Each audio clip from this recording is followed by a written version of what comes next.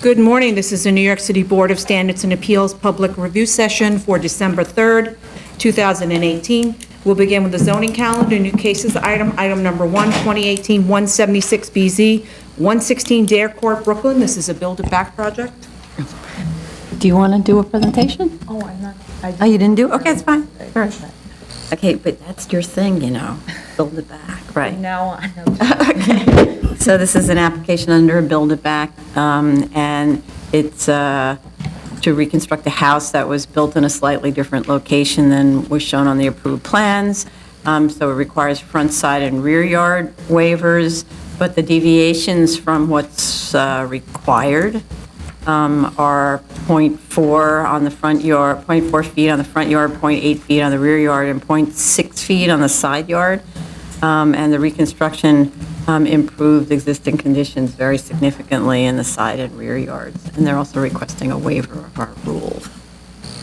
There's an inconsistency in the measurements of the side yards and the total side yards between the statement and the plans and the zoning analysis, and I understand it's being corrected in time for tomorrow. Okay. Yeah, so it's the current east side yard on the plans and documents you saw was 8.8. It's actually 8.7, so, but the total side yards is correct. Okay.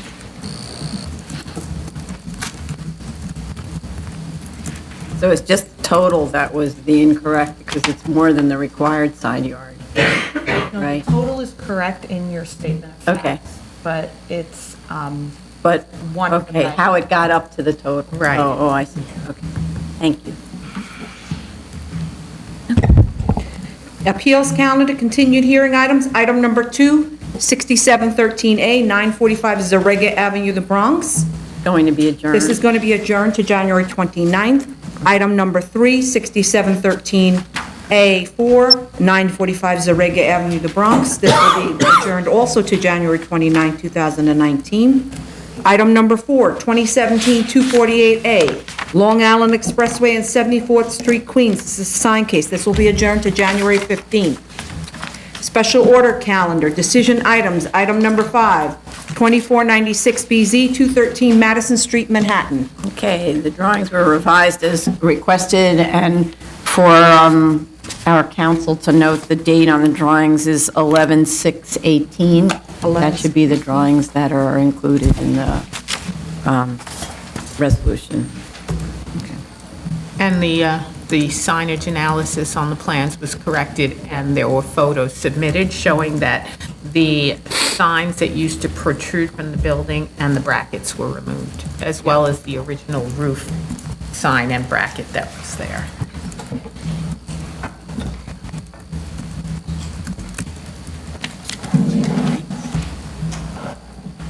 Move on.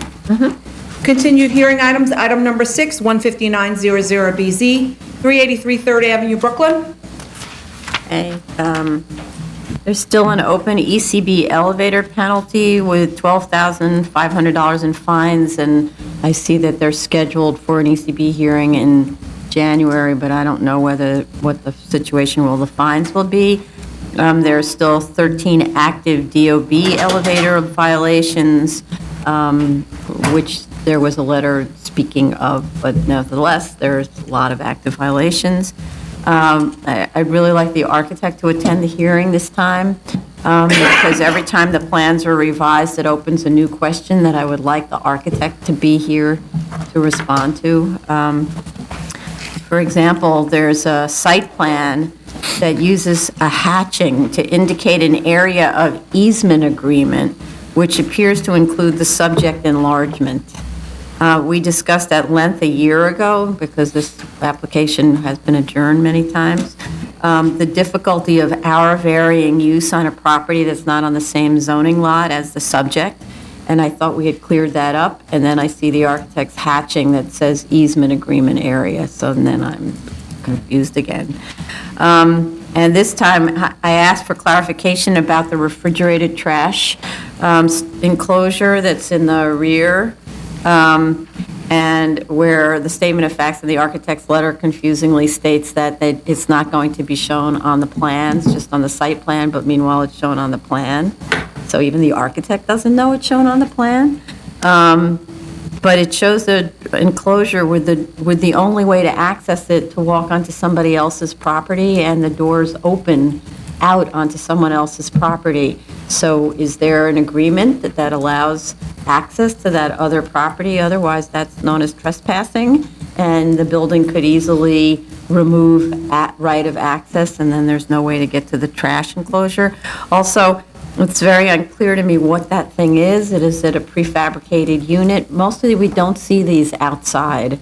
I think in one case, in one school that we've been looking at, they bought this enormous thing that they keep outside. And then it's picked up and taken away and I guess replaced. But I don't know what this is. And actually, on a number of other schools that we have, there's one applicant who does or actually a couple of applicants now, who do these very careful calculations on how many cubic yards you need to store refrigerated trash. And it turns out not to be a very large area, and they usually buy a piece of equipment that they put into the trash room. This building already has a trash room, so if they just use the calculations and we could show them how the calculations are done, if they just use the calculations, they may find that they don't need to install this very large structure in the back.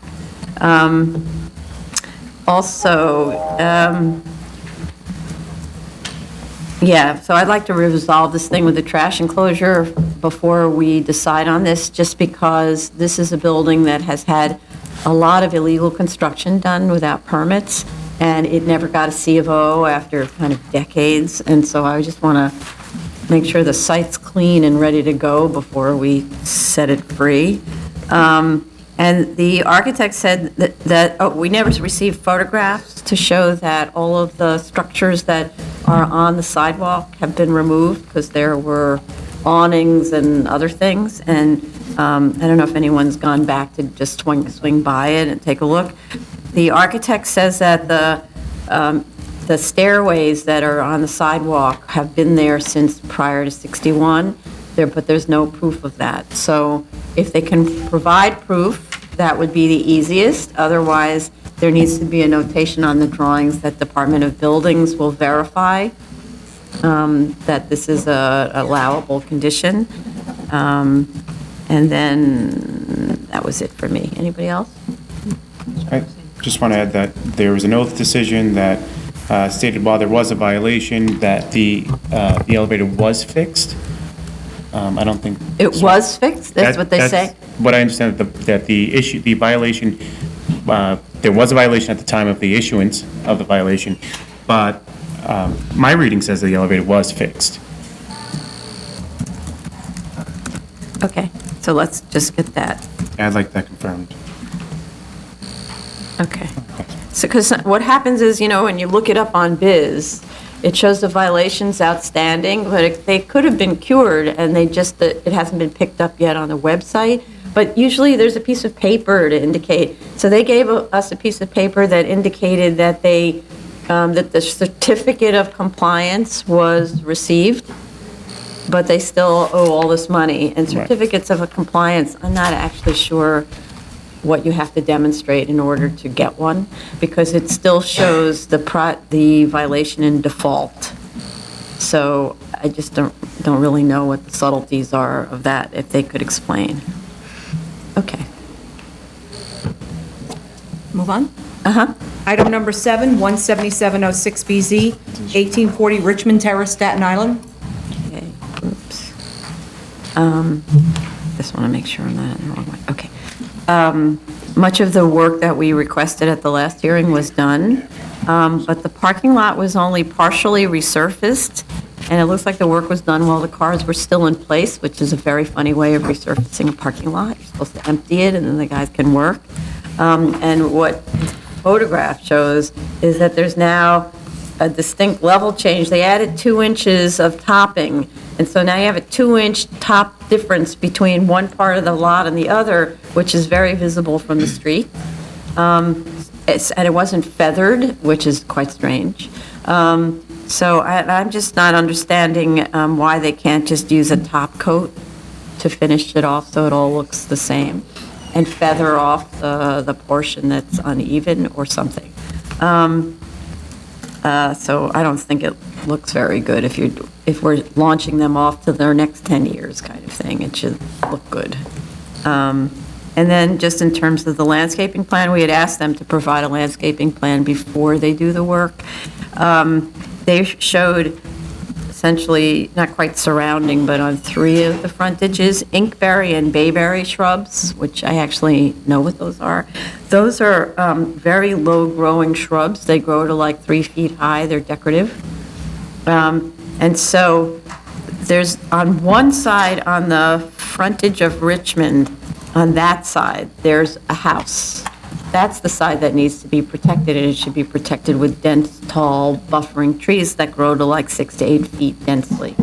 But when I look at the area and I look at what's across the street and next door and so on, I actually don't see the point of landscaping on Richmond and on the other frontage, because this is a place where you see the cars squished in, and that's a word, and I don't actually think the bushes would survive, because the cars are there, fuming and creating fumes and maybe driving them over them, et cetera. I don't know. And, no, I agree with you. I think to your point, and the applicant had also stated it last time, as part of the previous approval, there was a requirement to provide some kind of landscaping as a buffer between the residential and the subject site, and that did not thrive. And that did not thrive because it was not in-ground planting.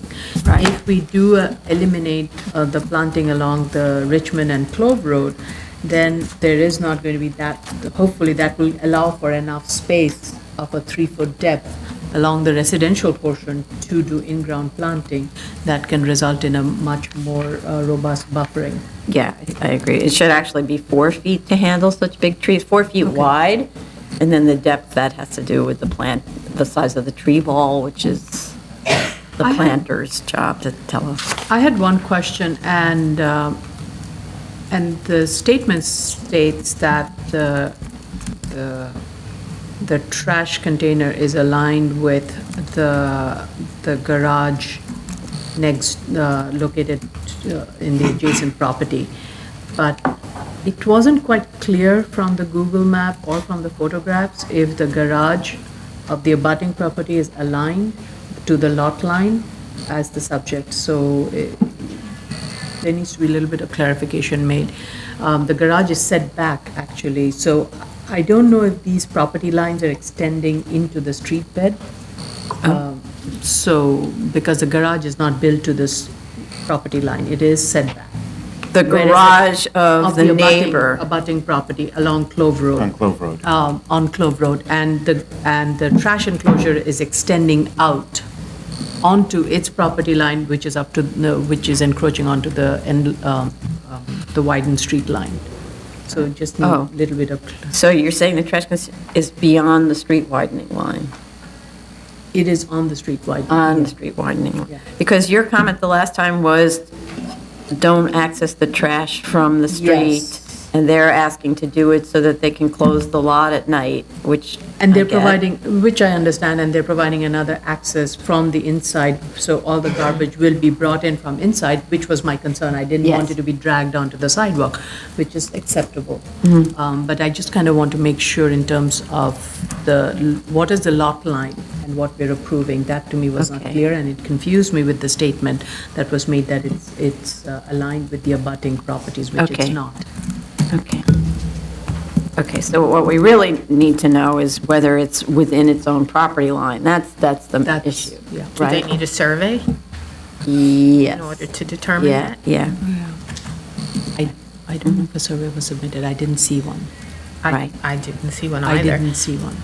They showed photos of the barbed wire being removed, but the framework is still there. At least it Oh. appears to be. I saw a few pieces sticking up. Yeah.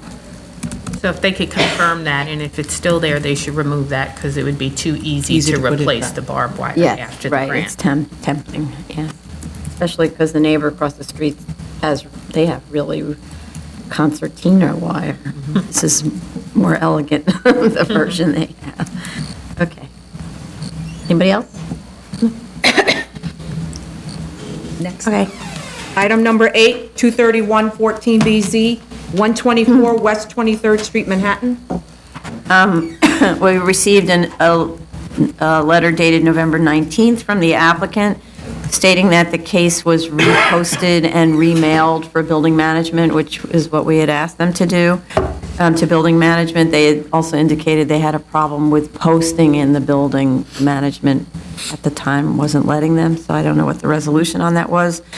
And they said that they would provide us with proof of having done that, but I didn't find any proof in the file. Yeah, Sorry? Yeah, their last letter stated that they were denied permission to post, so I don't believe that they were able to post, or Right. they didn't receive permission to post at the time, so they Right. sent it to maintenance, but they And they also said that they would send us proof of posting and mailing, and they didn't do that, either of those things.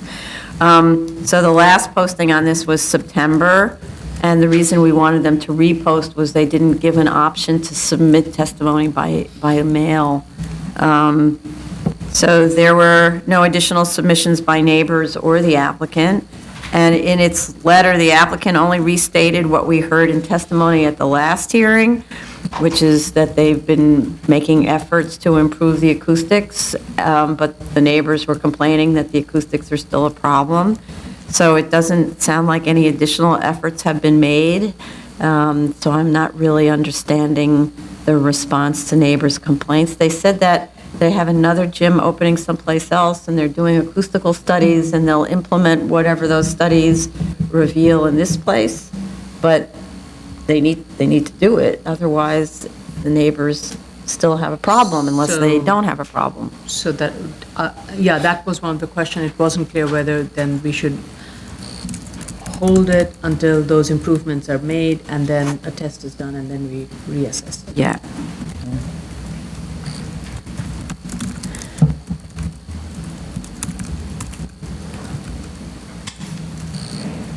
New cases? Wait, I had a sorry, couple. sorry, I'm sorry.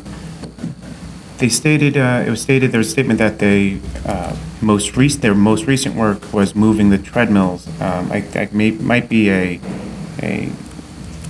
spelling, a typo, but it stated October of 2017. That's most likely 2018, but if that's the most recent work they've done, I think that work was before the last hearing. Yes. So that's not very helpful.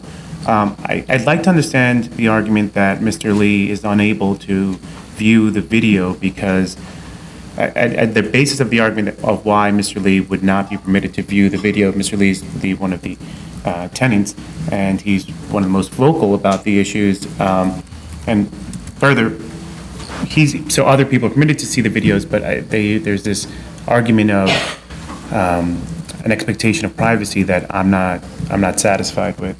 And finally, I'm a bit suspicious of the argument of motion sensors because the times that Mr. Lee has complained about noise seem like the times that a gym is is in the highest form of operation. And if the video cameras only work on motion sensors, then I'm surprised that there wouldn't be any footage at those times that Mr. Lee is complaining, or that other people are complaining. Because I would imagine that there are people using the gym or that portion of the gym at that time. So I'd like that to be explained in a little greater detail.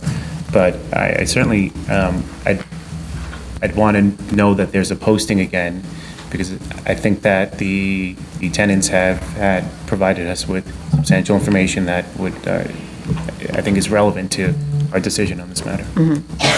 In other words, that other tenants, other neighbors May have.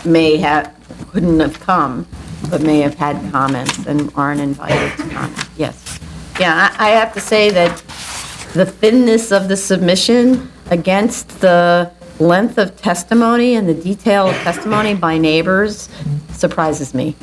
You know, it seems a little dismissive of the neighbors, and that doesn't work with gyms, especially ones where we know that their activities can be nuisances from other experiences. You know, this particular one, we know the treadmills cause problems, some of that, or the noise from the instructors. Yeah, I do want to make, I believe the last hearing was in September, so if it was October of 2018 that they moved the treadmills, that would be after the last hearing, but I don't think that just moving the treadmills is going to address all of the issues that have come up. Okay. I think they said they moved the treadmills the last time, but okay. Oh, their submission says the last work we've done, that the last Was thing they October. did was in October of 2017, but I imagine it Might may be be, it incorrect, may be right. 2017. Yeah. And also that they have improved the rubber mat in the wait area. That also wasn't clear if it was after the September hearing. Right. Okay. One? New cases, item number 9, 49072BZ, 4200 Baychester Avenue, the Bronx. We have proof of service of initial application and of notice of hearing to officials. Committee board recommends approval with 19 in favor, 4 opposed, and 8 abstentions. So it's actually 19 to 12, so it's a pretty tight vote. The variance lapsed in 2008, and they are requesting waiver of our rules and provided leases to establish continuity of use since that time. The building has been occupied most recently by an accounting firm. The proposal is to extend the term of the variance, but also to change the use from Use Group 6 Bank to Use Group 6 Convenience Store. The statement of fact states that the proposed use will bring less traffic than the bank did, but there's no support in the record for that statement, especially that this store is 24/7. So, and I doubt that that the bank ever had any kind of operation like that. The drawings don't even show there was a cash machine, which is unlikely. They probably put in a cash machine, but that would be the only thing that would be 24/7 and wouldn't get the kind of usage as a convenience store. So I'm wondering whether this actually should have been a new variance application, because it's not such a simple switch from a use that's, you know, if it, for instance, an accountant's office, except during tax time, who goes to the accountant's office, right? And most people, I don't even think, go to the accountant for tax time. So that kind of a use is a very low traffic, low demand use, as opposed to a convenience store. Baychester, on this block and on this side of the avenue, is entirely commercial, but the proposal actually puts the parking and trash without any buffering adjacent to the residential use. So, and that seems like totally the wrong approach. The parking has always been along the residential Yes. use, even with the, But for a bank. So, you know, a bank, it would be the bank employees who park there all day long, quiet. This is a convenience store where likely it's not staff who's parking there because of the nature of staff who works in a convenience store. It would much more be likely people who are running in to go get something, even though the parking's quite difficult. It's parallel parking in a very tight space, which we've seen on another application, which is kind of a crazy parking situation, but there isn't any buffering there. So, yeah, so, you know, I sort of have different feelings about it. One is there needs to be a buffer, and it needs to be something that protects the neighboring resident. I don't know what the minimum width is for a drive-up. Like, I think it's showing 14 feet between the parked car and the building. So if that could be reduced to 11 feet, would that work? I don't know. And then another way of looking at it is maybe it is only employee parking and not patron parking. Because it's in a neighborhood where people would be parking on the street, or they would be this is a kind of local convenience, so it's not something where people will drive from a distance. Yeah. the footprint is not big enough for it to be a huge grocery store. It's going to be more like a 7-Eleven-ish type Yes. of place. Right. So that's the kind of thing where you walk for the neighborhood because you need to get whatever you need to get and it's open, right? And maybe you're driving home and you stop by. But if I think, I look at the other types of commercial that's on that street and you'd say that most of that isn't the kind of thing where you would drive into the rear and go to all the trouble of a parallel park to go run in and get a quart of milk or whatever, cigarettes. So that's what I think. I don't know. Others, please. I read the statement that this was a diligent owner, but he's had this property since 2008, and there's still a construction violation open since 2000. There's a statement that they marketed this property to banks, but there's nothing, all we received is a letter, nothing that suggests that they actually went out of the way to market it to maintain this same use that it has had.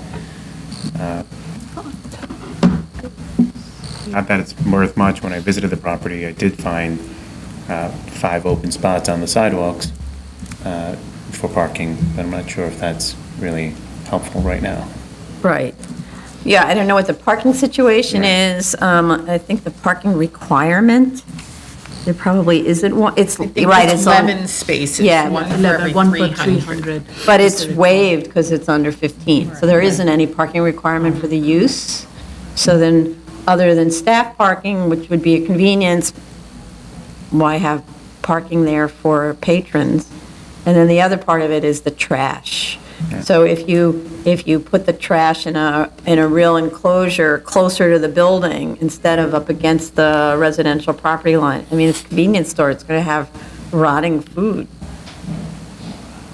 I think the only problem with that is given the location, I mean, the only other place that's closest to the park building would be then a trash enclosure that would be within the driveway. That will prevent the circulation of the vehicles. So I did look at the trash enclosure area in terms of where it could be. It is tucked away at the corner of the commercial and the residential. And it is. I'm not, but there could be a better way to kind of enclose it, to minimize it. I'm not sure if there is I looked at that, I just wasn't sure if there was a better location, given that there has to be a minimum width of a driveway along the building, and the site is not wide enough to allow for a driveway and a parking area and a trash Right. enclosure. So I felt that the location that the applicant has picked was reasonable, provided there is a better way to contain it. What if they created a trash enclosure on the inside of the building?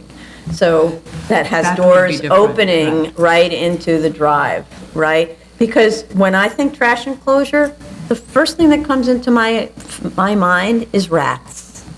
So, I mean, that's what they do. It's not their fault, right? So, and therefore, the person who owns that little house now will be plagued with rats because after they run out of things to eat there, they'll move to the house, right?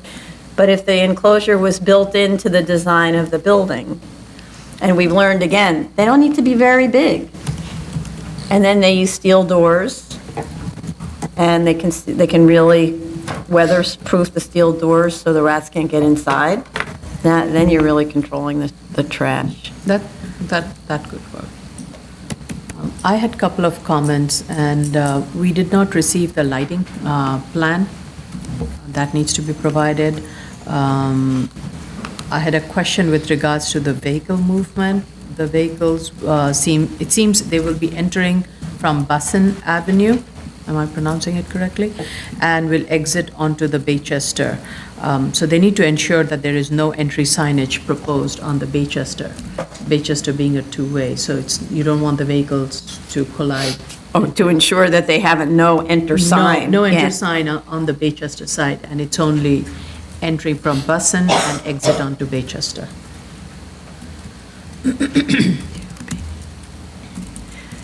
From Baychester. Yeah, so too. from Baychester entrance, there should be a sign saying no entry. Okay.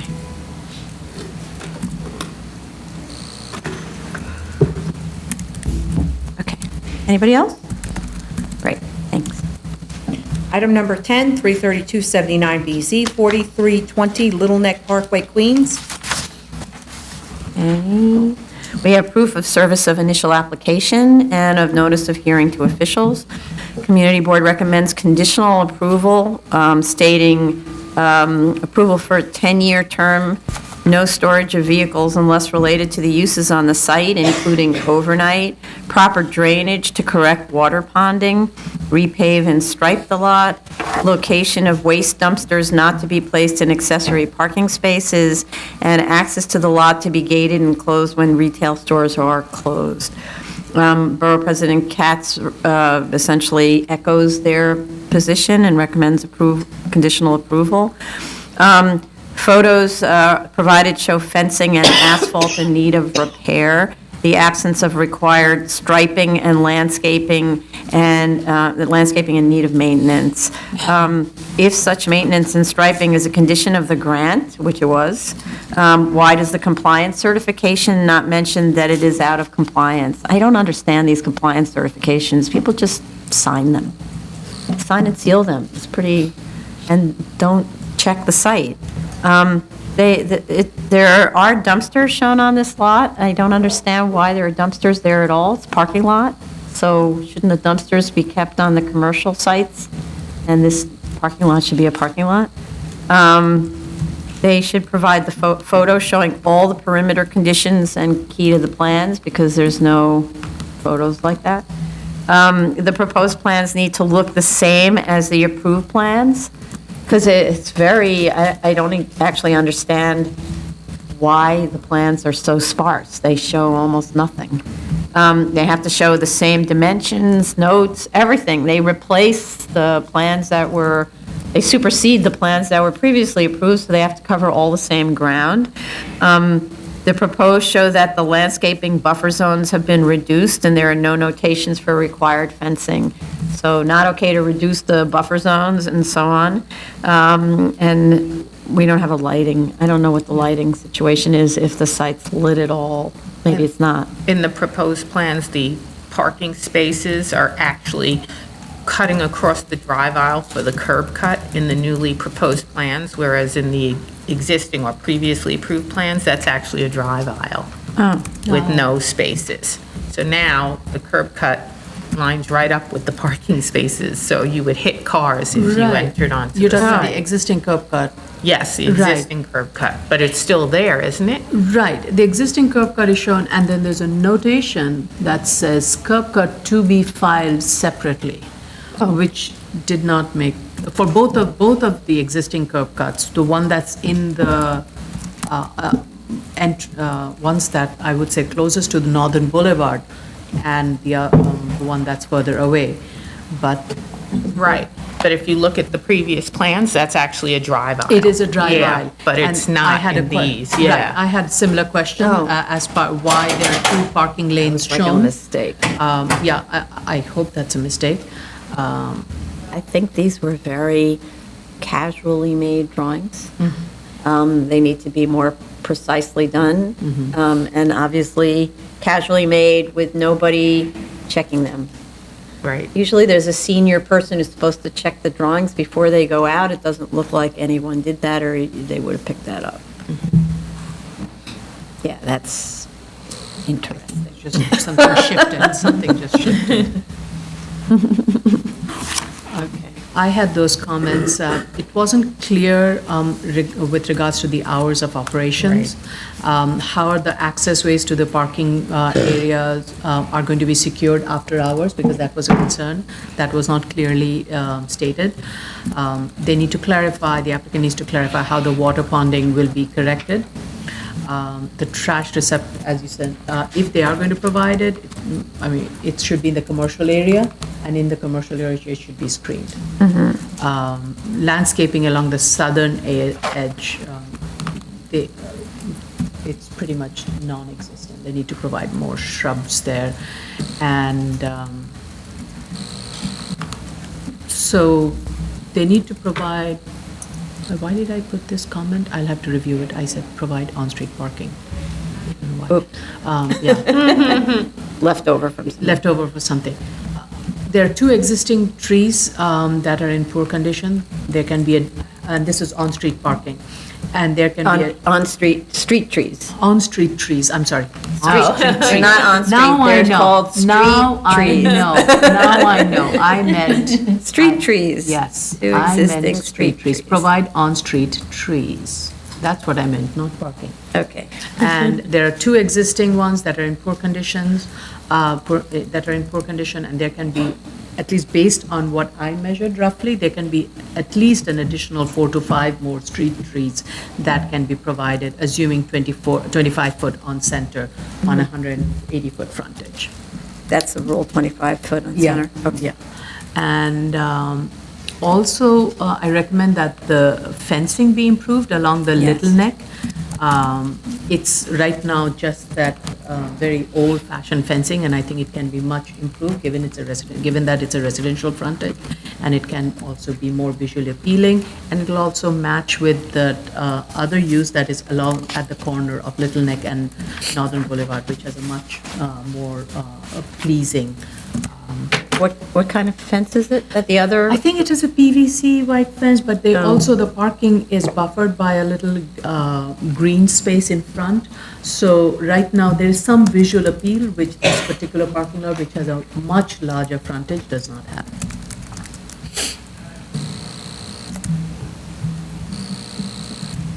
Yes. Yeah, this is a pretty basic parking lot that's not very hospitable. Okay. Anybody else? Any others? Yeah, there was a statement that they have a contract with City MD. I didn't see anything that, in the record that shows any leasing contract for the spaces to justify the use. I didn't, at the site, it states that there's signs that show it being parking for a pharmacy, but not for, and I didn't see a City MD in the area, like, in front of there's a DeVita, which is a kidney center. I just want to know if this has a use. I did see a trailer of an 18-wheeler that was on the lot. It was next to one of the buildings, but there was no truck itself. And another large construction truck that was parked on the side. I'm sure that's not accessory use at this point. A construction truck on the site. On the site, parked on the site with a trailer attached to it. I saw, I didn't witness another vehicle that was lifted by a car jack, but not moved. The tires weren't taken off, but it was lifted, and it seemed like it's been there for a little while. So it's storing dead cars. That's looks what I'm like. getting at, yeah. But there's not many on the lot, I could say that. There's not many dead cars on the lot, but there is certainly, the community board is certainly indicating that there is improper storage here. And I didn't see it to the degree that the community board said, so I'm sure they cleaned it up a bit, but there are still these outstanding issues. So I think part of what you're getting at is this is accessory parking for the commercial uses that are adjacent to the parking, and we need establishment that is being used as accessory parking lot and not a public parking lot, right? Because Right. it's not allowed to be that. Or storage, and it's not. Right. Well, storage, yeah, how does it, storage of, that makes it a public parking lot somehow, right? So, okay, great, thank you. I just have one question regarding the the water ponding. I'm not sure if this lot has like a stormwater drainage system in place. If not, I would like to know how they complied with the previous grant conditions regarding the drainage and these kind of issues.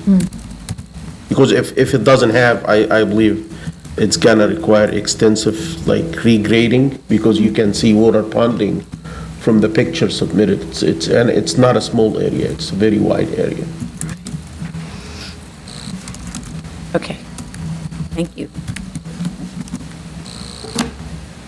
Next. Hold on. Item number 11, 8599BZ, 1106 Metcalf Avenue, the Bronx. We have proof of service of initial application and a notice of hearing to officials. Community Board recommends approval with one abstention. The proposed plan needs to label all the elements. It's a similar problem as the last one, such as the air conditioning units, et cetera. The trash enclosure is labeled as proposed on the new plan. Was it ever installed? Because it was supposed to be. Did anyone see whether there was a trash enclosure on the site? I didn't look at this. Okay. I looked, but did not look at the trash enclosure act. The proposed landscaping plan and lighting plan needs to be combined with the main set, because actually, I didn't know there was one until 30 minutes after writing, where's the lighting and the landscaping plan. The landscaping plan indicates all of the existing planting to be removed and replaced with new, while it looks instead like the work was never done, so that's kind of an existential dilemma. Bless you. The work needs to be done before we decide this, because obviously it was a condition of the prior grant and was ignored. And it's very sparse. It's like a tree, Yeah. basically. Okay. And then there are two sets of so-called proposed, even though they're installed, vacuum and air pumps that are against the residential property lines. I'd like to know what shields the neighbors from the noise of people cleaning out their cars and all of that sort of thing. Nothing like a vacuum cleaner at 6 a.m. So, and the landscaping plan shows sort of landscaping on either side of it, but it doesn't function to shield the noise from neighbors. And again, no photos were provided that were taken from within the site showing compliance with conditions and approved plans, so we need those. Others? Same comments. And the light spread diagram looks like the light is spilling into the residential backyards. You know, I compared it to the a prior approval, and it seems it's improved, but, What's improved, the lighting? yeah, Oh. proposed, but I agree with Commissioner Otley Brown that it's not zero, which is what we look for. I mean, it says it's 0 inside the rear yards, but like a few feet off of the landscaping, it's at 30. Yeah, how does it do that? How Yeah, I does don't it know how achieve does that? Unless there's a shield. But That- it doesn't seem like there's a shield. There's nothing in the plans that shows a Shield, shield blocking. right. Right. And it went, like Commissioner Otley Brown stated, it went from 30 to 0.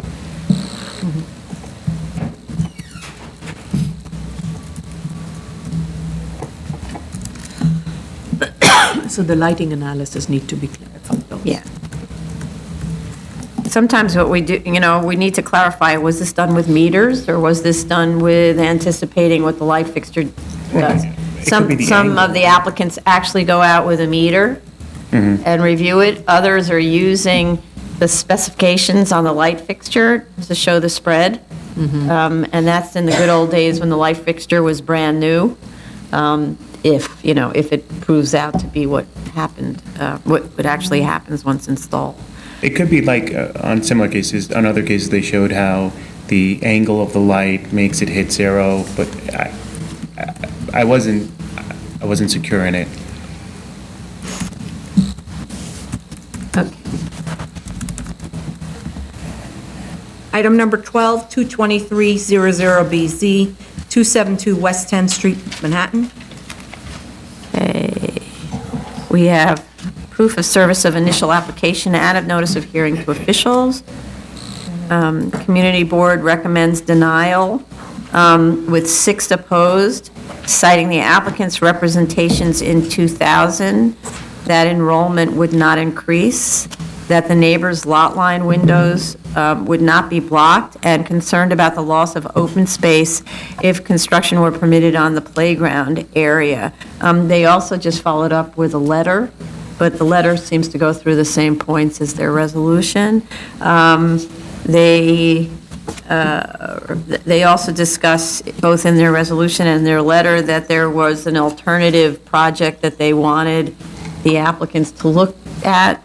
The alternative project probably is derived from opposition, who provided an idea for an alternative project. So I think it's Community Board and Opposition Council or representatives kind of working in tandem on this.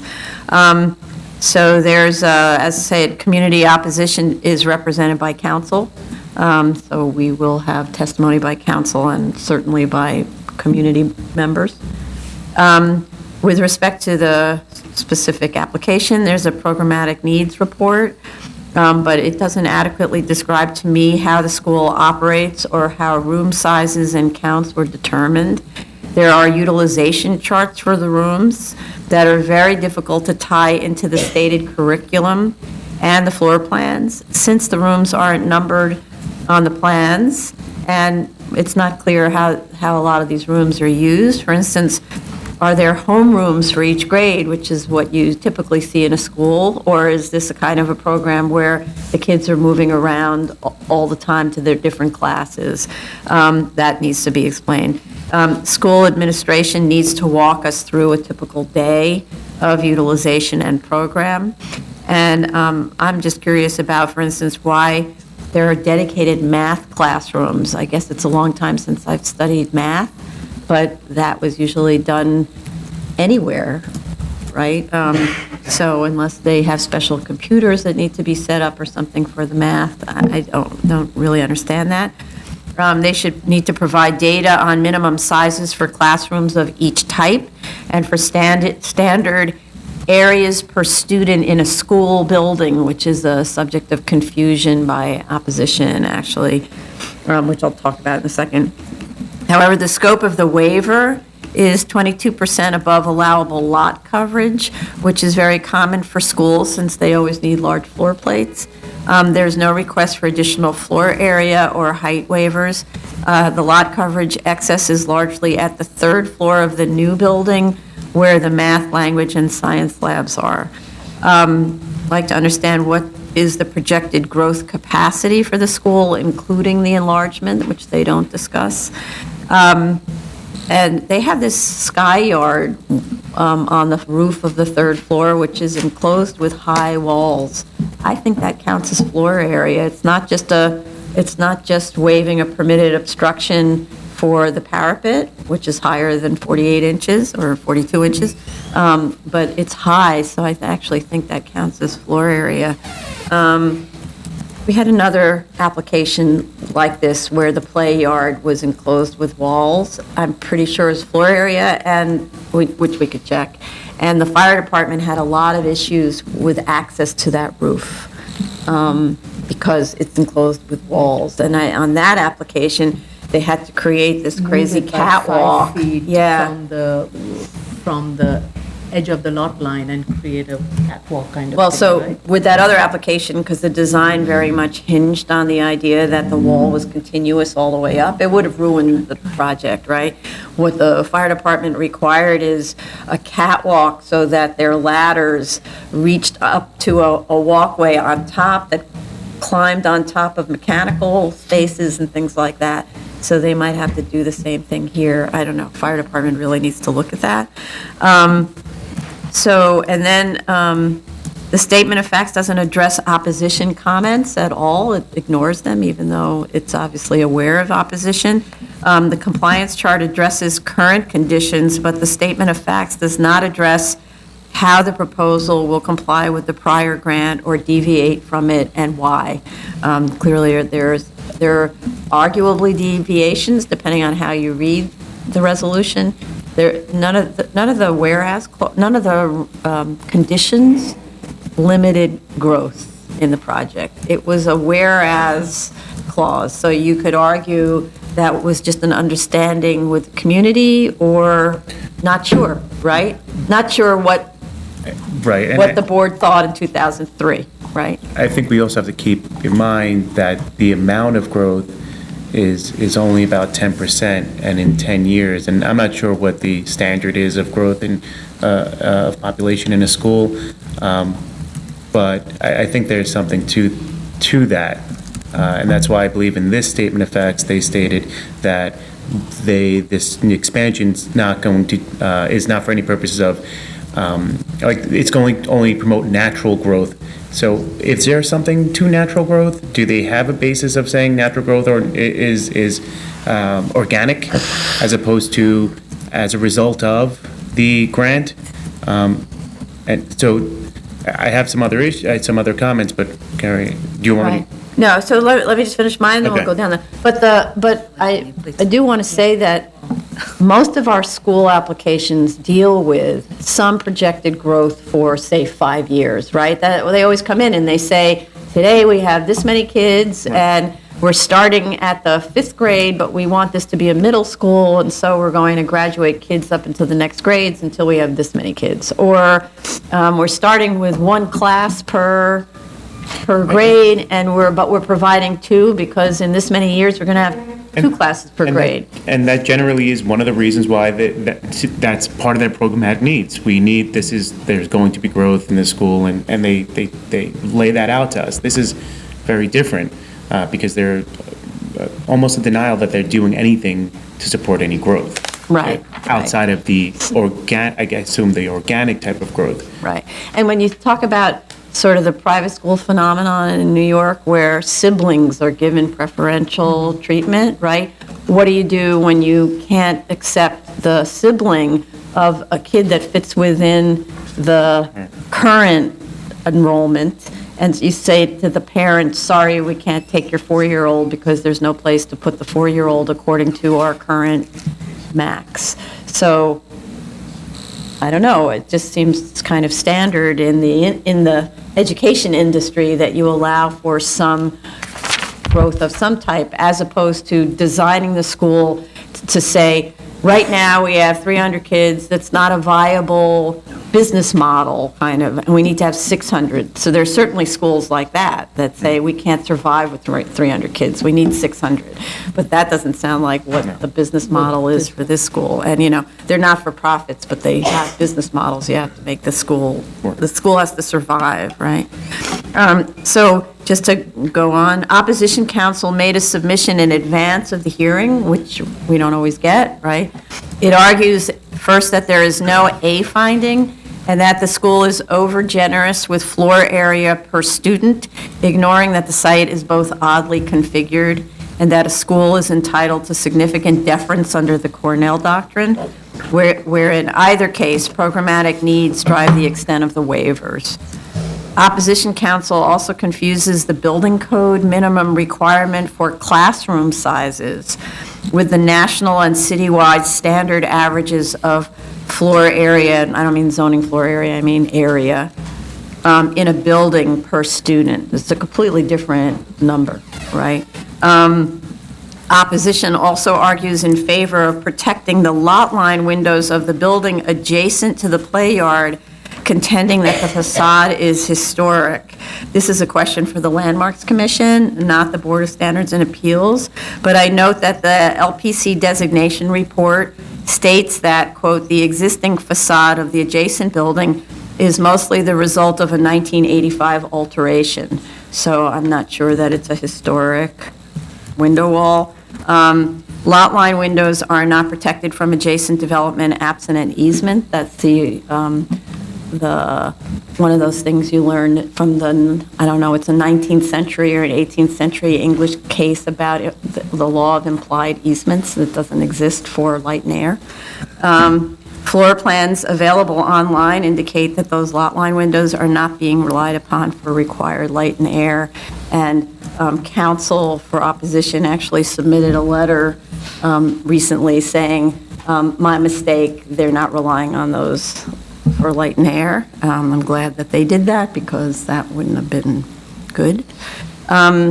DEP asked for clarification on noise in its 1018 letter. Please confirm that the southern facade of the proposed building containing the sky yard would have no windows. And then I'd like to know whether DEP looked at rooftop playground noise impacts on the neighbors, even though it's surrounded by walls, but don't know what the character of those walls are. And in its 1017 letter, DEP requested a phase 2.5.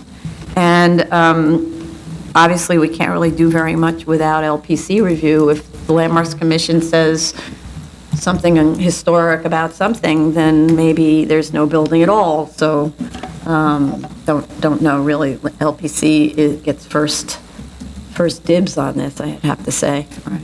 Okay, now. I had some questions. One of the questions has the pedagogical approach changed since the 2003 approval? And that is specifically because there is an increase in the number of certain types of classrooms, especially the STEM ones, and why are there more classrooms for STEMs being required now as opposed to 2003, and that's why the pedagogical. What percentage of education time is in a traditional classroom versus the specialty classrooms, and has that percentage changed from 2003? Has the utilization of traditional classroom therefore reduced if there are more STEM classes? And that goes back to the similar question of, is there this concept of homeroom, and from homeroom then you go to these other classes, or you just go to these other classes? And so then what percentage is being used, and can there be more sharing of certain classrooms and reduce the footprint? That's really what I'm trying to understand. Gym, with regards to the gym, the question was where alternate sites considered to facilitate the gym program, and can the existing auditorium and the gym be retrofitted to provide the needed gym program? With regards to the program, again, I had one additional question. If the number of students remains same, factoring in the organic growth, why can't some of the traditional classrooms be reconfigured or retrofitted for specialty classrooms, example, language and math? With regards to the play area, currently there is 7,722 square feet of total outdoor play area in the existing building. This is not including the courtyard. And the proposed total would be about 6,600 square feet of outdoor play area compared to the as of right, which would have 7,247 square feet of outdoor play area that can be achieved, even though in the as of right it would be in different levels. So my question is, why is that programmatically not feasible? And in terms of the scheduling and the class sizes, and that wasn't quite clear from the documents provided. The other question was, please clarify why the 3 levels of play area is not possible, and the larger play area has the occupancy load of 250, and not all students will be using the play area at the same time. So why is 250 occupancy load not adequate for the largest of the rooftop play area? I also want to point out that if an as-of-right building were to be built, it would still block the light and air of the abutting window. So my questions are more related to how much of a waiver do we grant in terms of factoring in the programmatic need. I just, in addition to your questions, wanted to know about the number of offices in the proposed, because it just seems like there are so many offices, and I didn't really get what they are all for. And some of them sit within the waiver area, right? Yes. So I'm looking at this case like, this is one of the rare cases that the community is against this project, and I believe a school is mainly built to serve the community. So if the community is like saying, no, we don't need your help, I believe this is kind of like a rare situation here, and we got to be careful about the presented programmatic needs to us. So based on the statement by the community board regarding the enrollment and the floor area per student, I believe it's fair to ask for the actual enrollment change over the past 10 years for the school. So we need to get the actual numbers and look at the change. How did it increase, if any, throughout the past 10 years? The second thing, I would like to get some information about the floor area per student and how this figure for this school, how it compares with the other schools and with the standards in general. So other similar schools? Similar schools. Similar private yes, schools in the yes. same, say, target market, right? Yep. 'Cause they're, Yep. that's the thing about private schools, they compete for kids and try to offer the same programs if they're in that same kind of target market, right? I would say it's fair to compare to private and public schools too. If the school construction authority is going with X and some kind of a private school is coming and saying, no, we want to go with 3X, Right. If they can't build this as of right, it's up to them, but they So- are seeking a variance. Right. But public schools are famously overcrowded, where there's too many kids per class. Yes. And private schools, that's why people send their kids to private schools, because they're looking for fewer kids per teacher per class and alternate teaching methods, right? The charter schools are doing the same thing, right? So we're seeing charter schools that have very unusual pedagogical models, where, for example, they want to keep student amount numbers within a classroom to, say, 15 kids per class because of some special pedagogical model, right? So, and public schools, unless they're the special public schools, don't have that kind of latitude, or really, they just don't enjoy those benefits, right? So I'm not, to use a public school as a standard would be quite unfortunate, because public schools really need No, improvement. I don't want to right? use it as a standard.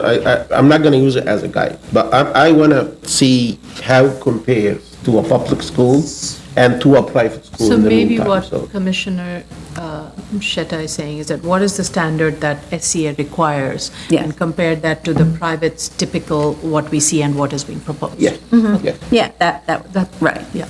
I mean, just so you know, today there's a discussion in the news about how a lot of the public schools don't have their own gyms. Right. So there is a lot of inadequacies in the public schools. So, but I think what you're saying is the absolute comparison to what actually gets proposed. Right. Right, because I think public schools, if they could, would expand in the same Right. way. Yes, right. Exactly. Okay. Furthering some statements made by Commissioner Ciampa, I would like to know what changed in the pedagogy in the last 10 years. Because if it is not the 30 to 40 students that increased in the last 10 years for the needs of space, they really need to explain why they need this variance, this variance, and why they can't use what they have already. It's only been 10 years. They're speaking of this building like it's obsolete, but it really is just 10 years old. And there's something, I'm a bit concerned about a confidentiality agreement that was violated by, in one way or another, it was somehow violated by a Both disclosure, sides. but a disclosure to us, somehow violated. And I'm not comfortable making a decision unless I know everything that's going on.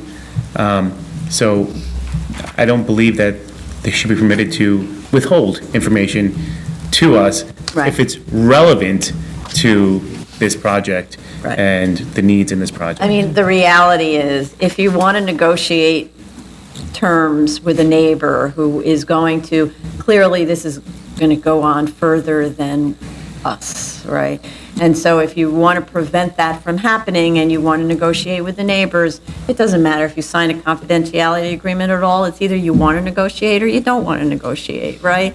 And so if they've cut off negotiations, as they stated they did in their letter, that's their choice. It's just not usually the best way to make sure a project resolve goes an issue. forward.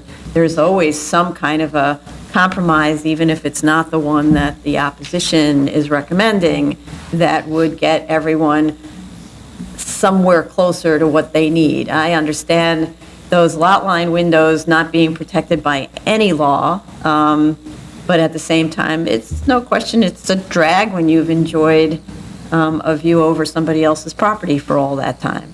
So, And to me, it's one thing if it's always been a vacant lot that could be developed, or if you've seen it always be like a playground, and you have an assumption going in, if you're making a purchase, that that's always going to be a playground. Right. And then it's, they have a right to develop on it, absolutely, but it is unfortunate, and that would certainly bring people out with, fighting gloves, boxing gloves on definitely. to, Right, definitely. preserve. but there's a lot of case law on this subject of Yeah, no, clear. assumed it was mine, but it was never mine, and I didn't buy it, and that's the way it goes, right?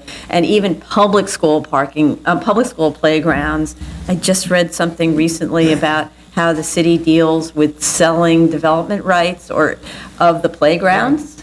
so that now some super tall building can be built right next door to the playground. That was never a possibility before. And if, you'd asked, is my view going to be blocked by a tall building? The answer would have been no, until the city decided it should make some money off of the playgrounds from their public schools, right? So that's what happens. Right, it's like you're never waterfront unless the water is lapping at your front door. Right. And even then. Right, like Battery Park City, Right. even then. Right. Okay. I just want to, I also would like a little bit more of an explanation as to why they can't use what they have better. Because they probably do have a good explanation for it, but this lot does have different rooms of different sizes that it seems like, from the programmatic needs argument, things could be moved around. I don't think deference is a grab for all. I think that you have to show that you actually need it. So I really, especially in light of the community being so strongly against it, and as Commissioner Cheta stated, I do want to see a much larger effort to show need to match their programmatic needs. Right. And I think just to this point, we see so many schools and where programmatic needs reports are done, and this was a very poor quality programmatic needs report. It was kind of cursory. And we see ones that are very detailed, explain us the pedagogy, explain to us what would happen in an as-of-right building and what would be lost, what kinds of programs they would have to give up in very clear visual terms, which show us all the standards, the minimum standards for rooms, which show us how we've seen ones where there are photographs of the kids sitting down in the hallway doing math. Right? Or in a storage closet, we've seen that too. In a storage closet, that's the room where they have their music lessons, things like that. Those are the ways that you show us that the school is bursting at the seams and that they absolutely need to expand, as opposed to, wouldn't it be nice if? We're not asking it to be staged, though. No, not staged, right?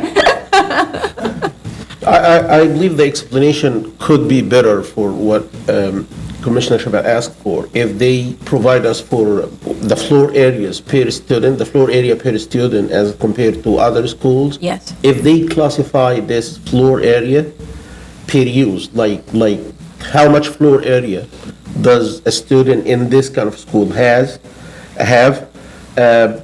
within a class?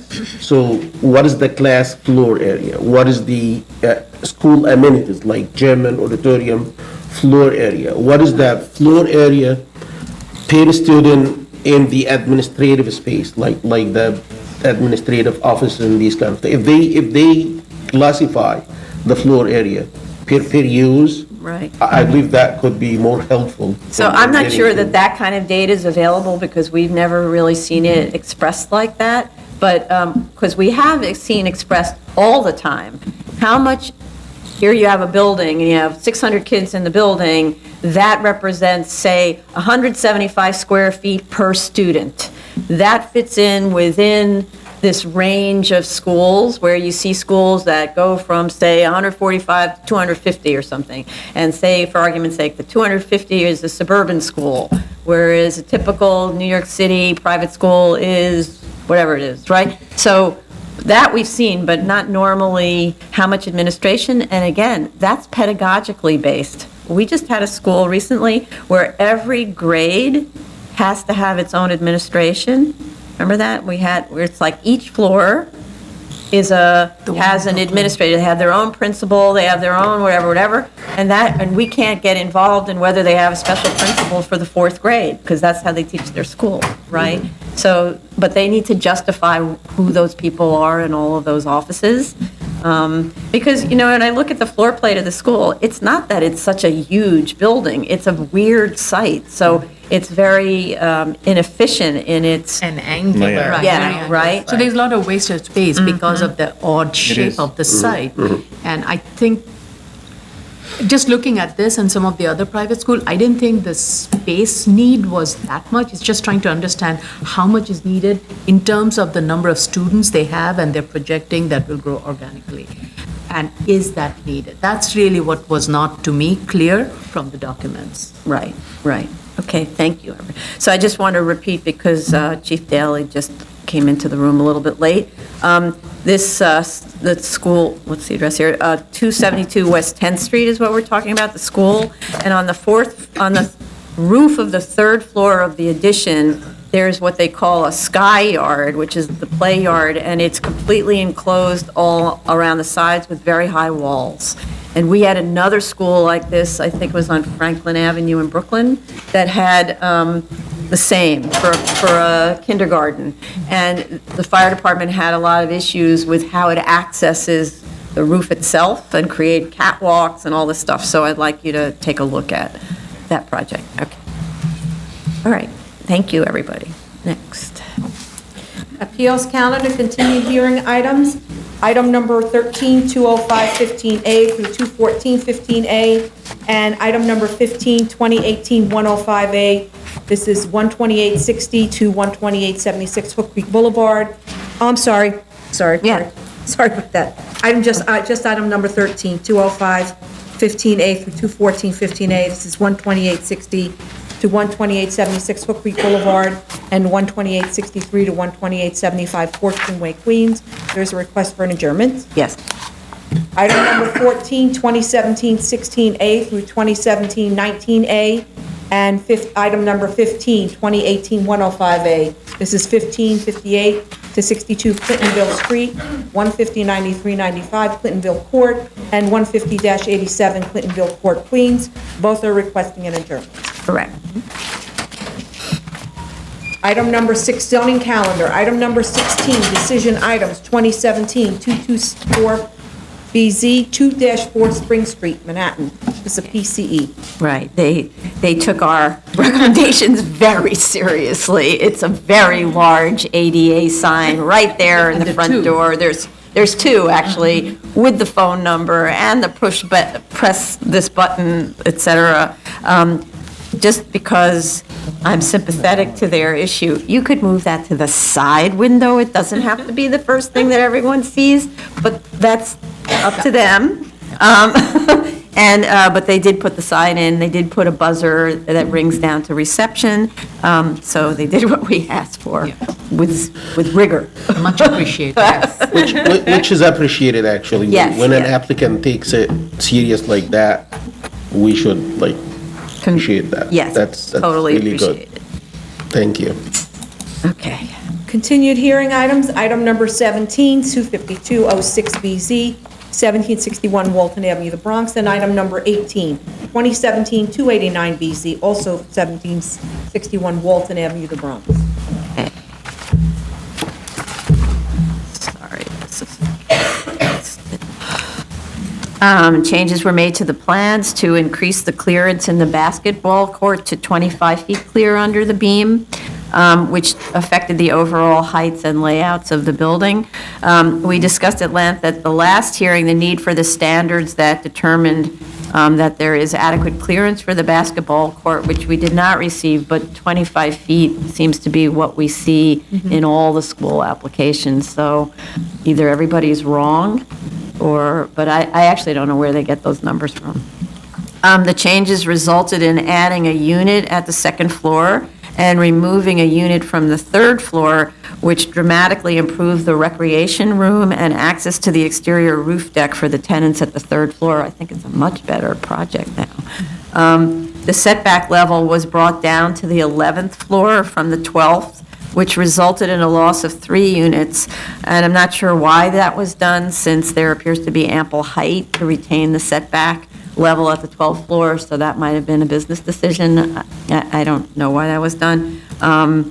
Though I do think, and that's a developer's call in the end, but I think the massing looks better with the setback at the 12th floor, just because the proportions look better. But it's the developer's call on that. Did you want to say something about that? Oh, I You're just looking- wanted to say something about the statement Ah, being unclear. but I'm not in a rush to say it. Okay, okay. It You were in just my looking brain- like it was waiting. Yeah, because I was listening to what you were saying, and I was looking and reading and going in my head, this is what I have to say. Okay. Go on. The thing that's missing from the submission, and I listened to the video, and it went on a long time, about the draft of a restrictive declaration, which was supposed to, so this is a special permit, in addition to a variance, it's a special permit that, for the housing, that relies on the provision of 50% income-restricted housing units, and there is, at this point, no HPD regulatory agreement signed. So therefore, we need a restrictive declaration, which we talked about at length, stating that the project will contain a minimum of 50% of income-restricted housing units, and that needs to be recorded against the property. So I don't understand why we didn't receive that. And I don't know whether, perhaps it was submitted to council, but I did ask, and I didn't hear whether our general counsel received it. So there were no side elevations provided, and we need these to ensure that the proposed materials are durable, as in not exterior insulation and finish systems. They changed the language on the elevation, the front and rear facades, but because we don't have elevations on the side, I don't want that snuck in without us looking. So I want side elevation. Okay, others? I had no additional comments. So I was going to say that I had a comment that I made to the project manager about the cover letter being unclear as to the residential floor area being reduced, and from what amount starting point to what amount ending point. They sent in a new cover letter that actually made the corrections to state that the number of the floor area decreased from 90,941 square feet to 89,161 square feet was the correct numbers. Yes. And then they made the appropriate corrections to the zoning analysis form. Yes. So I just wanted to say that before I forgot. Okay, thank you, and thank you for noticing that, because it was made in advance, so we didn't have to see it. Unfortunately, unless they can kind of whip up the restrictive deck really fast, which they should be able to do because we discussed it, one page. It doesn't have to have whereas clauses that go on for days about the project. Just one simple page that says this will be income restricted as defined in the zoning resolution, and then HPD works out what that is. Okay. Any other comments on this? Okay. The only other comment is that there wasn't any statement. One of the things that we said in the July hearing was with regard to the runoff in the basketball court. The runoff. Right. And while they did the changes, I'm really happy about it. I would like to know if there's a standard runoff to a basketball court, and I didn't see where the bleachers were in the drawing. So if that could be updated, so at least I know where people are sitting. Are they going to just be sitting behind one of the baskets, or are they on the I think sides? the drawings show bleachers. It's not nearly as generous as it was in the original Because approval. the original was And the mostly- runoff, we've seen ranging from 3 feet to 7 feet. We've been told 7 feet's the ideal, but 3 feet is doable.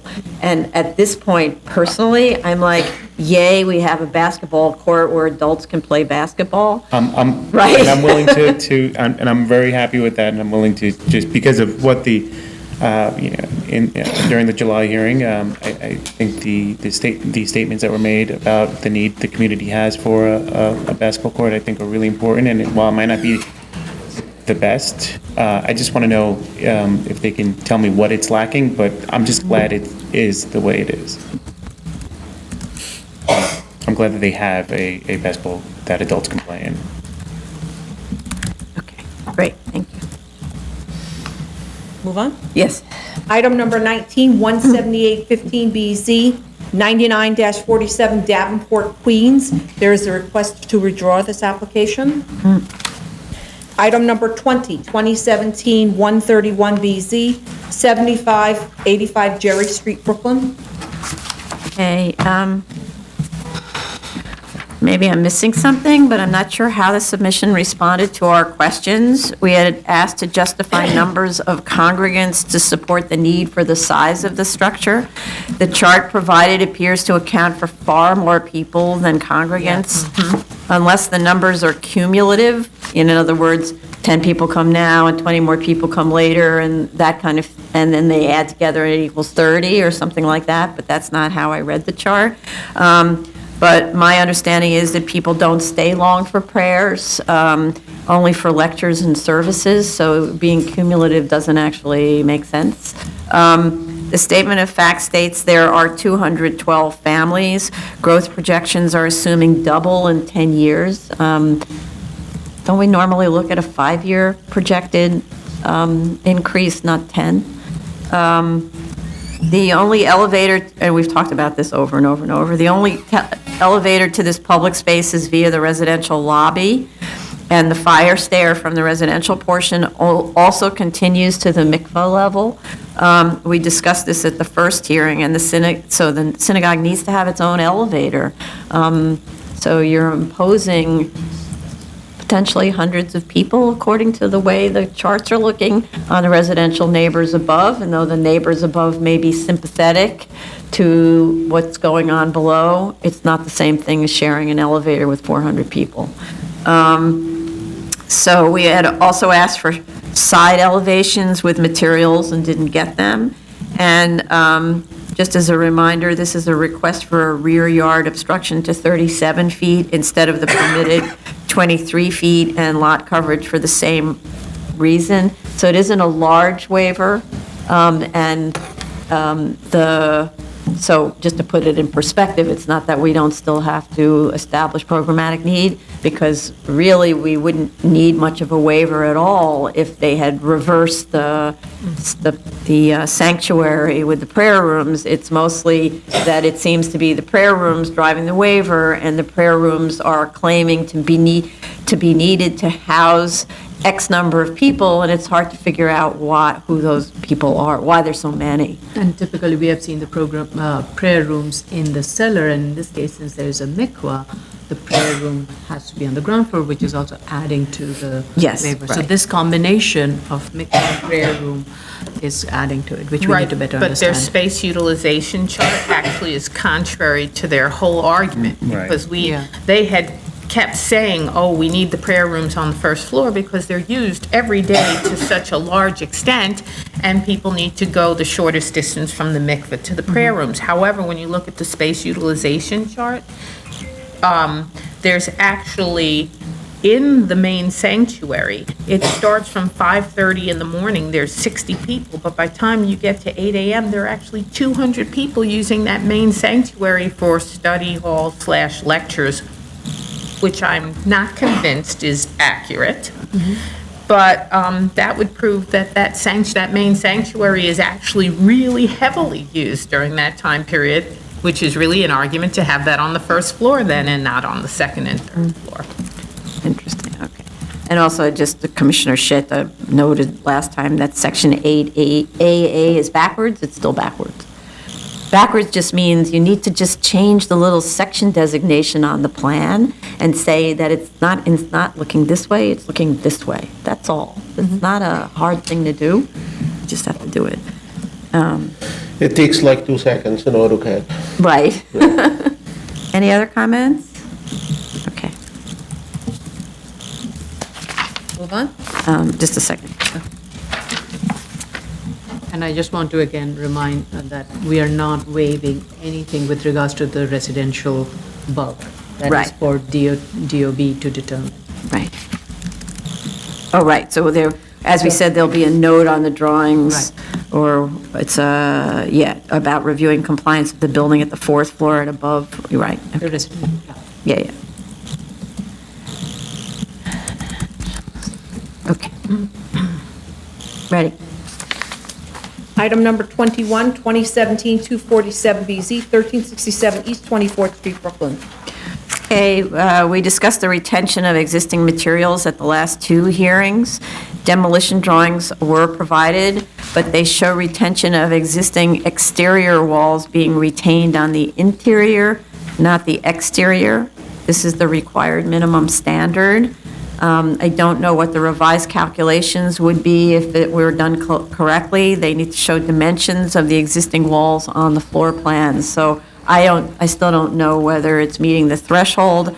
I'm very confused, frankly, with this applicant and why these conversations keep coming up. This has been a standard for a long time. The applicant should be checking the submission to make sure it's responsive. The notes on the demo plans refer to ceiling joists. Are these the joists of the floor above or below on each plan? Just for information, for the architecture community that seems not to remember this, a floor plan is a horizontal section taken at 4 to 5 feet above the floor and looking down, unless you're doing a reflected ceiling plan, in which case you're looking up. So we would therefore be looking at floor joists, not ceiling joists, so they need to clarify that. They need to also add a note to the drawings that removal of existing exterior walls and joists in excess of that shown on the approved plans will void the special permit. And I kind of changed the language. I usually say removal of existing material. I think it's more specific to say existing joists and exterior walls, so that makes it clearer. Other than the reduction of the dormer on one side, I didn't see anything done to reduce the massing. We discussed at the first hearing that the floor area had to come down to avoid this going on forever, which I feel it will. Since this is the third hearing without progress, I just want to direct the applicant to retain the required amount of perimeter wall at the first floor and pull the second floor back to 25 feet from the rear lot line out of respect to the adjoining neighbors on either side who have either a complying or close to complying rear yard. And just call it a day like that. Others? Okay. Item number 22, 2017-306BZ, 1977 East 14th Street, Brooklyn. The demolition plans were revised as requested to show adequate retention of existing exterior walls on the exterior and existing joists. The rear wall at the second floor was pulled back to 25 feet from the rear lot line in deference to the neighbors, and so I think it's good to go. It's easier this way. Okay. Item number 23, 2018-3BZ, 154-160 West 124th Street, Manhattan. There is a request for an adjournment. Correct.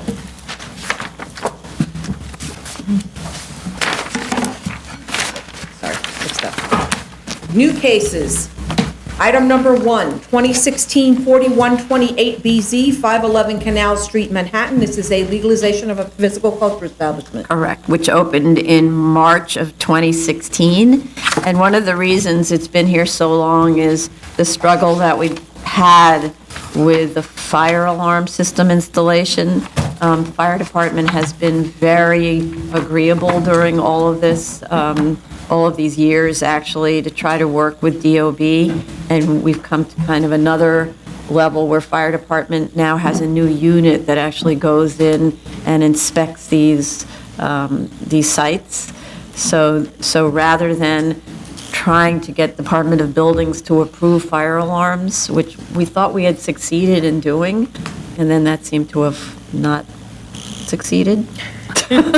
Fire department has happily come up with another solution that will allow us to really move these PCEs forward. So this and the next few are victims of that old system, and hopefully we won't have any more victims. So the application was filed after the building, it was filed days before the PCE opened. So in this case, it wasn't as if it sat there waiting for approval. It had opened already. So we have proof of service of initial application to officials and of notice of hearing to officials and neighbors. The community board recommends approval, but there was no attached resolution as referred to in its cover sheet. There was one letter of support, but from building management, but that's a good sign. It means that it's not an annoying use. We have DOI sign-off, and the fire department letter requests time to inspect the site, which is a different thing than insisting the fire alarm be installed now if it's not already. And so they're going to inspect to see that their fire alarm inspectors can determine the type of fire alarm system that was installed at the space and to verify that the building's fire alarm system was removed. So that's a coordination of the two fire alarms. That's it. Anybody else? I just had one question, and that is, what are the hours of operation? Okay. Okay. Just Yeah. very quick, I didn't see a FEMA map or a firm map, so if they can provide that. A FEMA map? I have that the hours are Monday to Friday, 6 a.m. to 9 p.m., and Saturday and Sunday, 8 a.m. to 6 Oh, p.m. I missed it. if I'll that's review it helpful. again. Okay. Thank you. Say it again. 8 a.m. to what?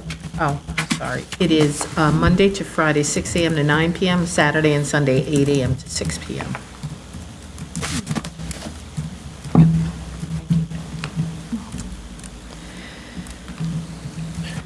Okay. Yeah. Well, wait, I'm sorry.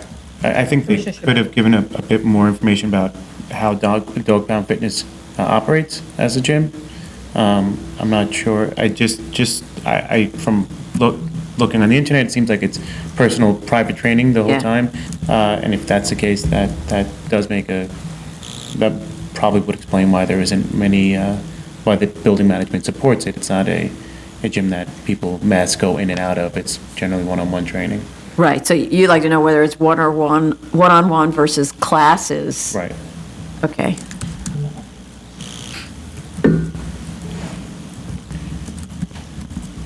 Often classes are also not disruptive. It depends on what they do during the class. And I didn't They see. throw rocks at the wall, then it's noisy. So we've heard. But I didn't see much about the type of gym it is. Right. Move on. Next, yeah.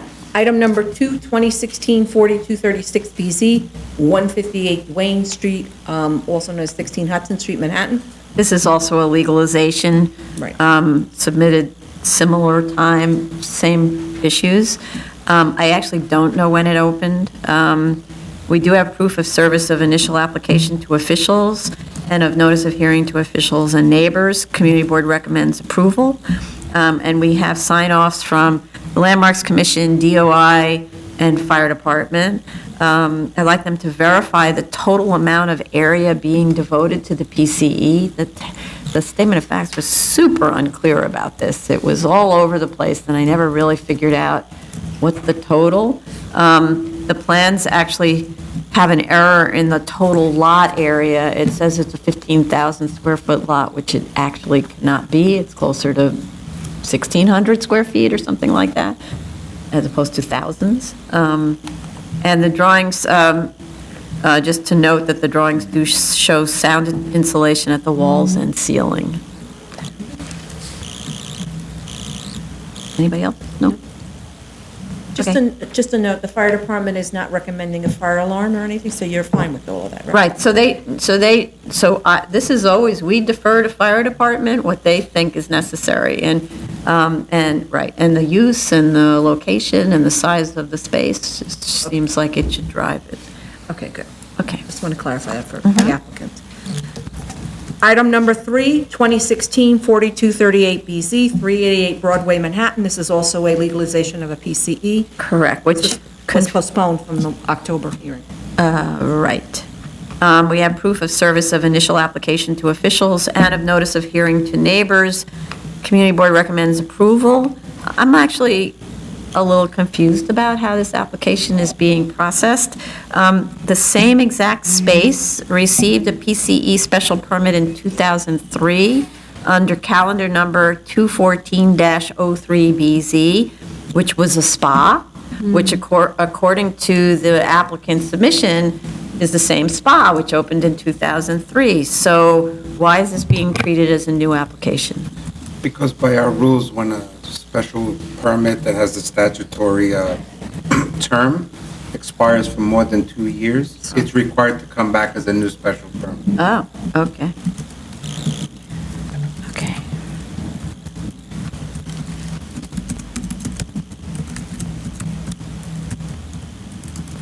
Okay. We do have Landmarks Commission, DOI, and Fire Department sign off on this. The application states this is an ADA accessible space, but there are 4 steps to get into the building, so how is it ADA accessible? What accommodations do they make for a person who needs help up the stairs? Once you're inside, there's an elevator, but how do you get to the elevator? Anybody else? Yeah, again, the FEMA map is not there. Oh, thought I saw one.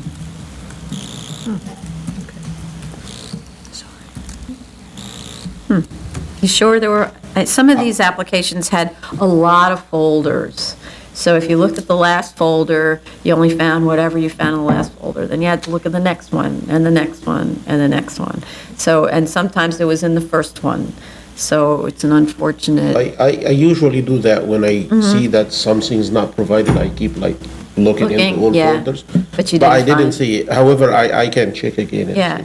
If they. oh, no, the applicant should check and, Yeah. right, that's all. And perhaps the applicant, if they already did submit it, just resubmit it. Yeah. Okay. Move on? Item number 4, 2017-315BZ, 2030 Eastchester Road, the Bronx. This is there is a FEMA map on the other one? Okay. There is. Oh, you found- Yeah, okay. it is in the file. I thought so. Eastchester Road, the Bronx. This is also a physical culture establishment. Okay. So we have proof of service of initial application to officials and of notice of hearings to neighbors and officials. Community Board recommends approval. Fire Department, letter of objection, request time to inspect the site, saying a fire alarm application has been filed and is currently disapproved. Once a decision is rendered in favor of the applicant, the department will inform the plan examiner to approve the fire alarm application.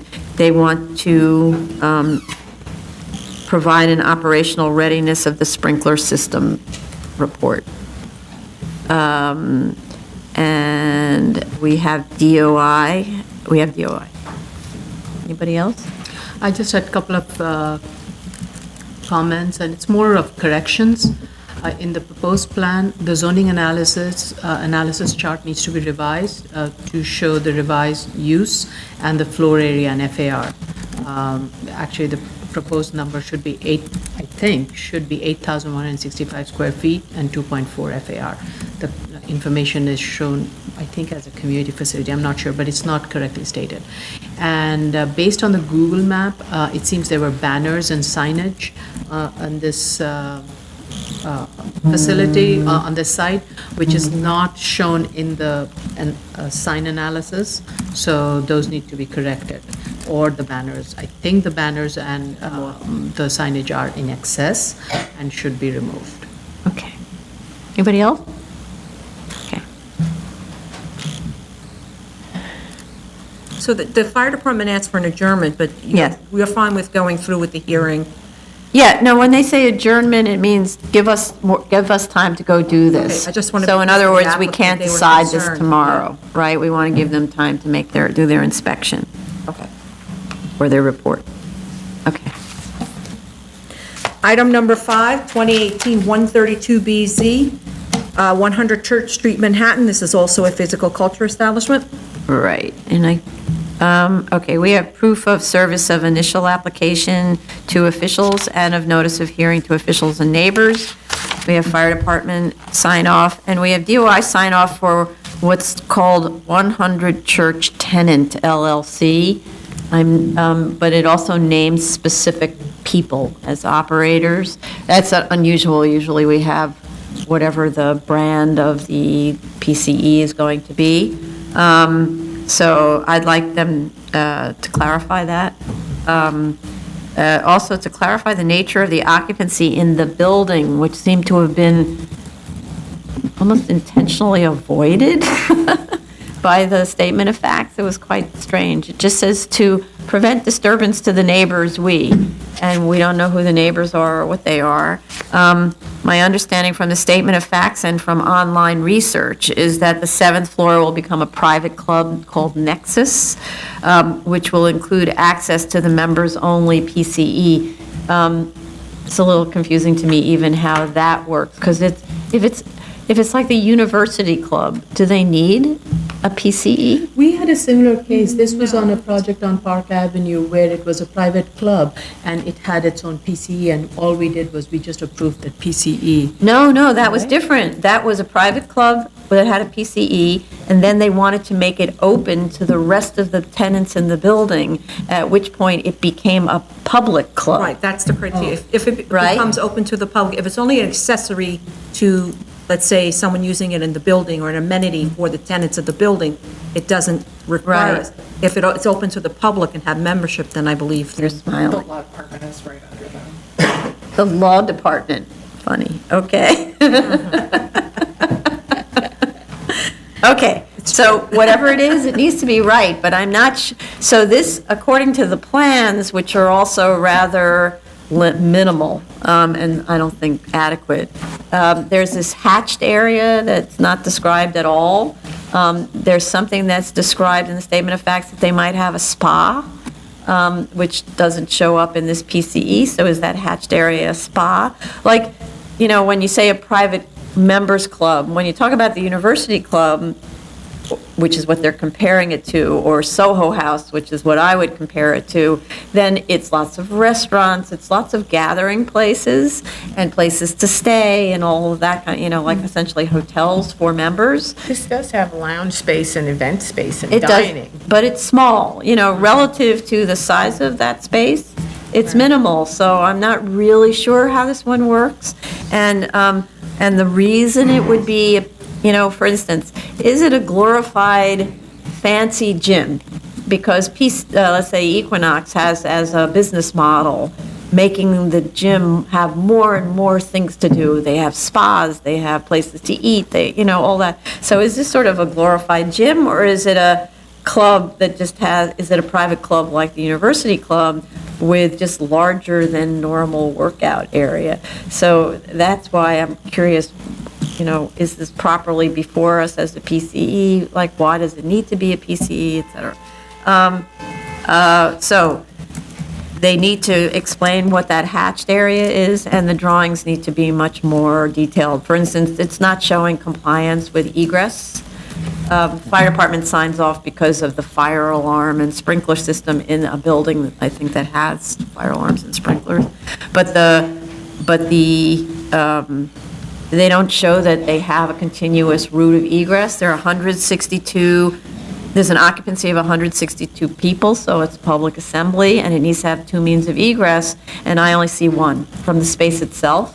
There's a staircase at the rear that we don't know where it goes. It could be a convenience stair. I don't know that it's a legal fire stair. And they don't give us any information on that. They also don't show us where, they say that they're handling the acoustics of the space, and there's a drawing with details, but the details don't key into the floor plans, so we don't know where the acoustical materials will be placed. And it also looks like, if you look at the section through one of the details that describes a beam as a column, or maybe it's talking about the column, but in the wrong terminology, in the wrong kind of view, it looks like the slab of the ceiling is exposed, so that there's no hung ceiling. So how is that an acoustical separation? I have no idea. And then they don't show us where the exercise equipment is going to be located. So if they have, for instance, treadmills, rowing machines, any of those kind of bicycles, any of those noisy things, we don't know onto what they're placed or how they're separated from the walls or anything like that. And kind of, believe me, you don't want it to be disturbing the law department. Okay, any other comments on this one? No. Okay. Item number 6, 2018-42BZ, 1360 36th Street, Brooklyn. Madam Chair is recused. Sorry.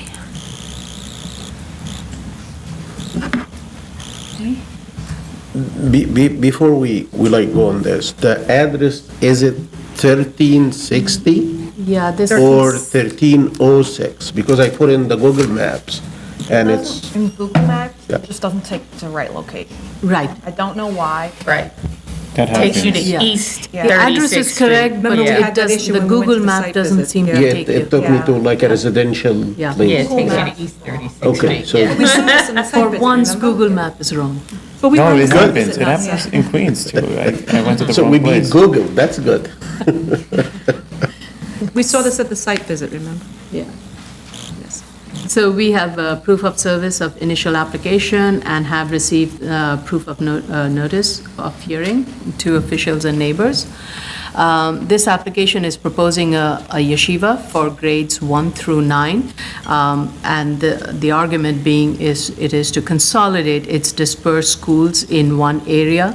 The current school locations have inadequate classrooms and learning spaces, do not meet its pedagogical method, have inadequate gathering spaces for secular and religious programs, and lacks basic modern amenities such as specialty classrooms and gyms. The applicant is seeking a special permit and waiver of height and setback and rear yard requirements to facilitate a 9-story plus basement and 2 cellar levels. The building would reach a maximum height of 127 feet without any setback. The applicant states that certain assembly spaces, auditorium and sanctuary spaces will be used during after-school hours by community as use group 4 Synagogue, which is a permitted as-of-right use. So with that in mind, here are my comments. First, the applicant needs to provide more details and clarity with regards to the shortcomings of the existing condition. As stated, the school currently does not have specialty rooms. So my question is, are these classes being held in standard classrooms? Which grades use these specialty classrooms? With regards to the programming of spaces like places of assembly, prayer, recreation spaces, where are they held currently? Is the school able to allot the minimum amount of time required for these specialty classes, recreation and assembly spaces under the current dispersed system?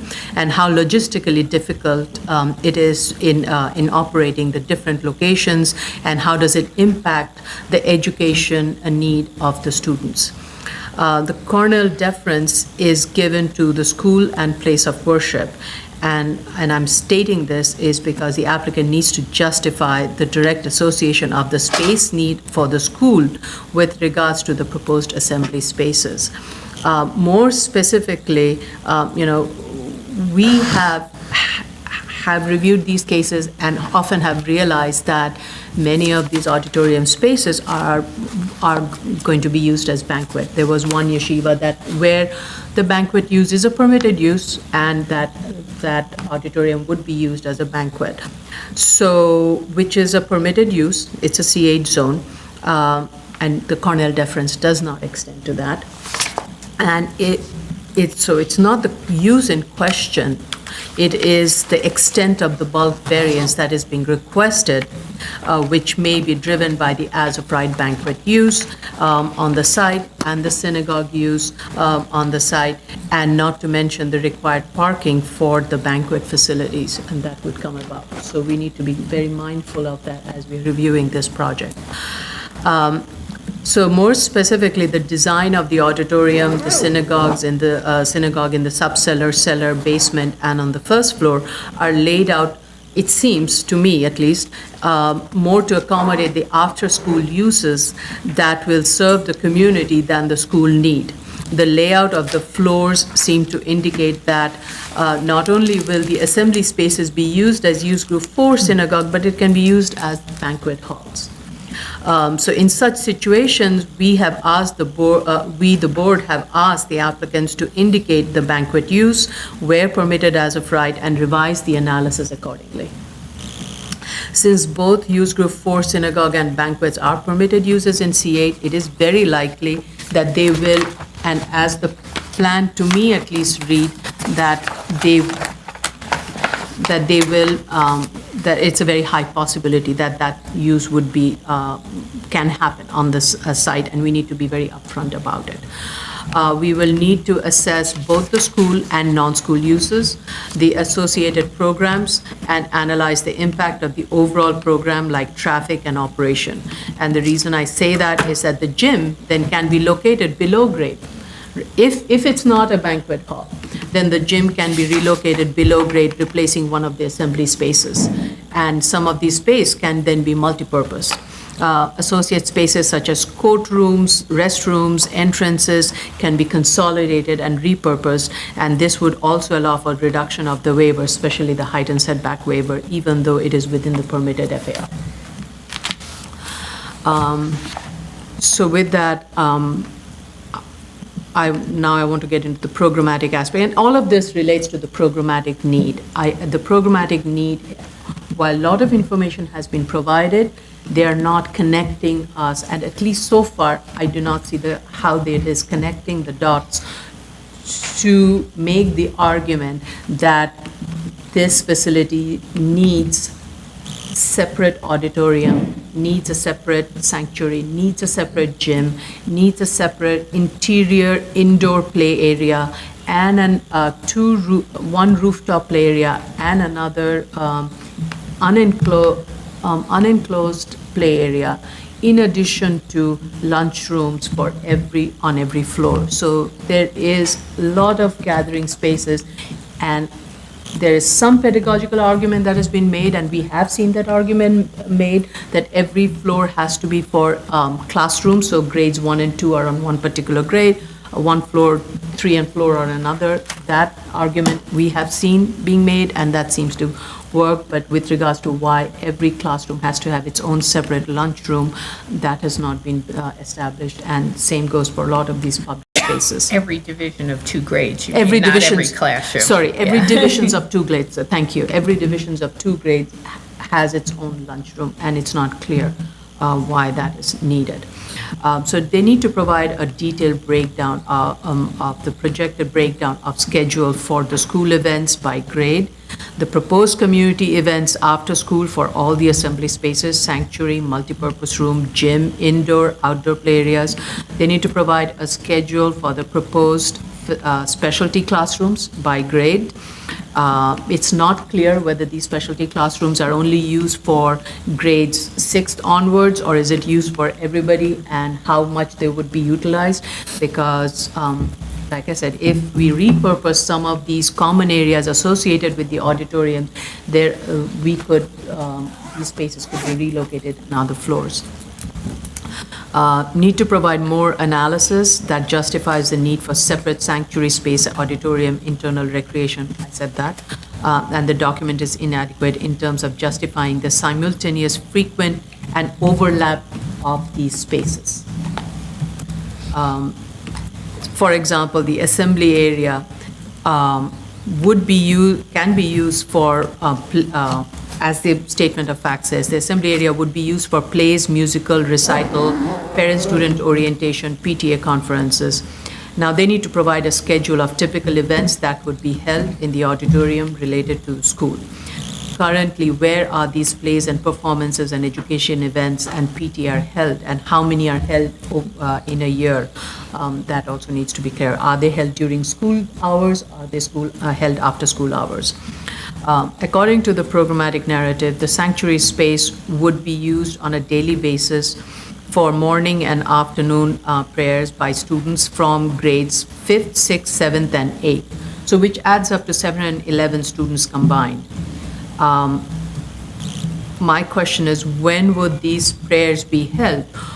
Before and after breakfast and lunch, and then the application needs to clarify the flow of the students. So are students arriving, first they go to the prayer room, then they go to the breakfast room, and as was said, that it's recommended that they go to the gym before they go to the lunch. So students are moving all over the building, so it's not clear in terms of the flow of students, why the spaces are laid out, and if that's the argument, why then the auditorium and the gym, why can't they be consolidated in the lower floors? That's really what I'm trying to get at.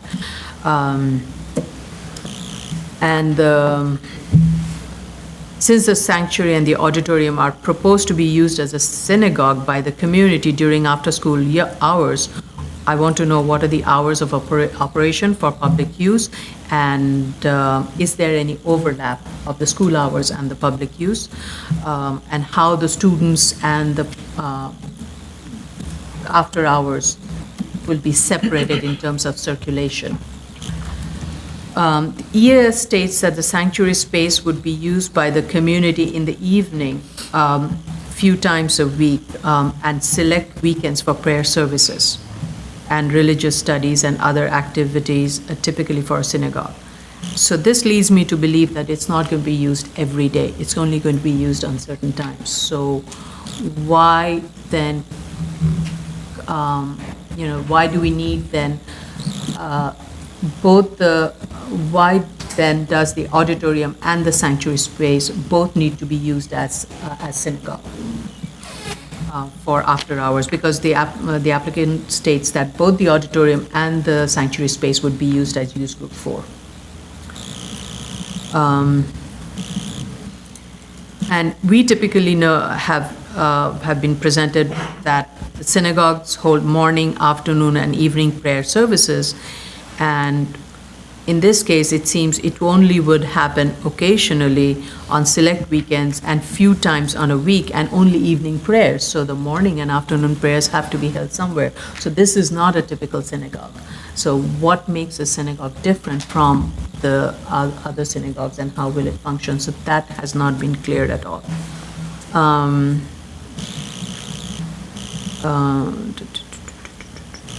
So the EAS also needs to analyze the after-school program occurring simultaneously both in the sanctuary space and in the auditorium and the interior play area.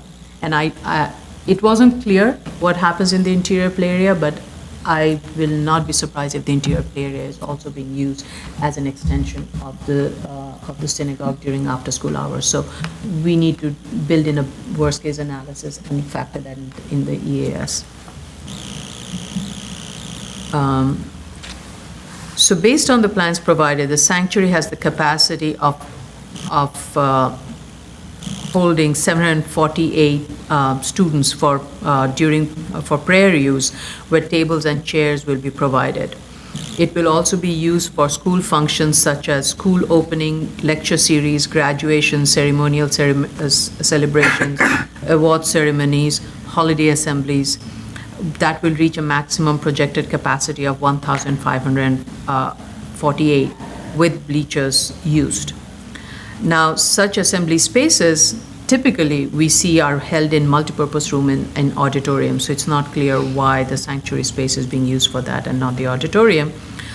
But for these different events, the furniture layout would always have to be changed according to the statement provided. So it's not very clear why the statement is saying it would be difficult to keep changing them, especially to accommodate the Besh Midrash in the sanctuary space. That to me does not seem to, that argument is not connecting. Again, I'm reiterating this. Unless the applicant is able to justify the need for redundancy of space for school purposes, they need to revise the plan. Specifically, if both auditorium and sanctuary spaces are to be used as use group 4 synagogue, why maintain 2 separate entrances? There are 2 sets of restrooms provided on 2 levels for each assembly spaces, on the one for the auditorium, one for the sanctuary. And so I think if they are both to be used as synagogue spaces, serving the same program, I think the plan can be modified and the sub-several uses can be reduced and can be better repurposed. With regards to the gym, again, as I was looking at the plan, the auditorium space, if if it can be, if the floor can be dropped a little bit more, it can easily accommodate the gym in the auditorium space. Similarly, what's being done for the swimming pool area. This is actually unusual. We typically don't see yeshivas with a swimming pool. This yeshiva is proposing to have a swimming pool. And for that, they are, it's going to be dug a little bit below the floor level of the typical ceiling, of the typical subcellar level. So in this case, why can't the similar thing be done to accommodate the gym there? This can reduce some of the height and setback waiver. And one of the arguments that was made is that the reason they need to have the swimming pool is that parents teach the students. It's one of the religious doctrine. So it wasn't clear whether the parents would be teaching the students here or it would be a separate class that's going to be provided by the school. Operationally, would it not be more beneficial to have both the gym and the swimming pool on the same floor? Since the gym is not a regulation science gym, by dropping the floor, as I said, by a few more feet, you can achieve the 24-foot height gym that is being proposed on the roof. With regards to the entrances to the school, it's not clear which is the primary entrance. It seems there are 3 entrances and all 3 entrances would be used by the students and the buses are dropping the students off at all 3 entrances. And how are these entrances are going to be monitored to keep the community and the school children separate? And how will the students be circulating?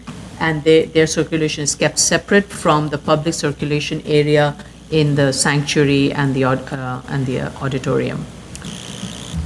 With regards to the administrative spaces, we do see yeshivas where each division will have its own, principal and its corresponding administrative spaces. My question is with regards to the professional development. There's a separate space that is being set aside for professional development. Given that this building has so many large areas, why can't those large areas be used for professional development for teachers, like the school, library, the Living History Center, or even the lunchrooms or the study hall, the Besh Madras areas?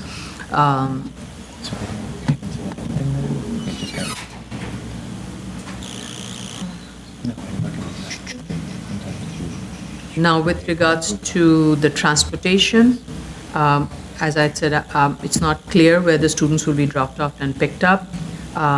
There will be total of 19 buses that will be coming for the 840 classes. And along the curb, there's only space for 8. So need to understand how the buses will be flowing to minimize traffic congestion on this street. It's not a very wide street, it's an active commercial street, so we do need to understand that.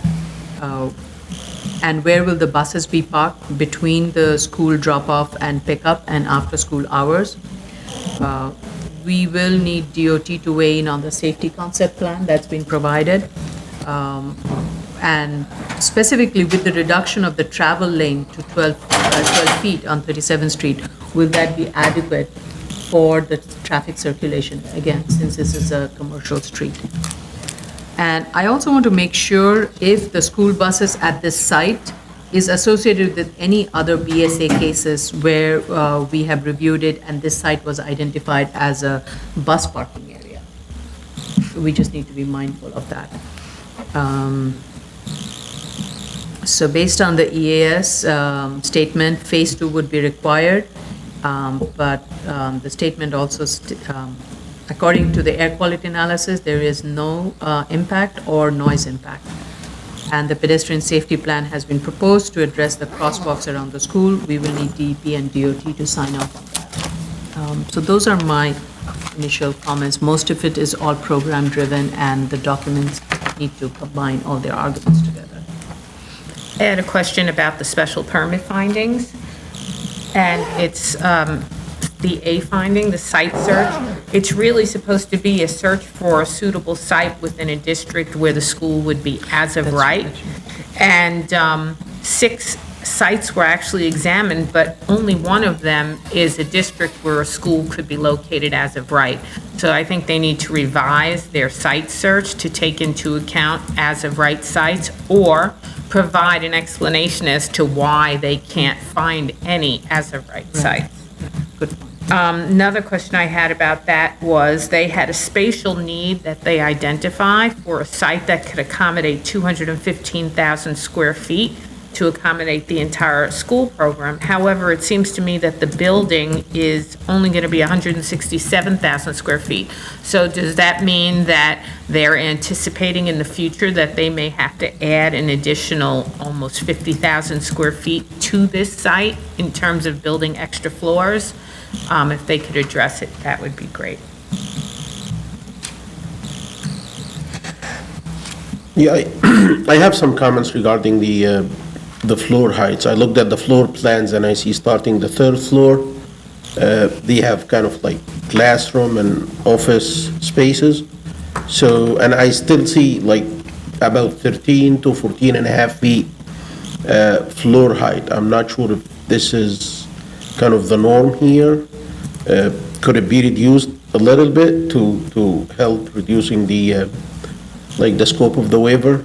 In addition to that, for the floors from the lowest floor to the third floor, I see the construction depth, for example, for the school sanctuary is about 8 feet plus about 1 foot for the finished ceiling. This is total of about 8 feet, 9 feet, or I'm sorry, 8 feet, 7 feet for the structure and like 1.5 foot for the finished ceiling.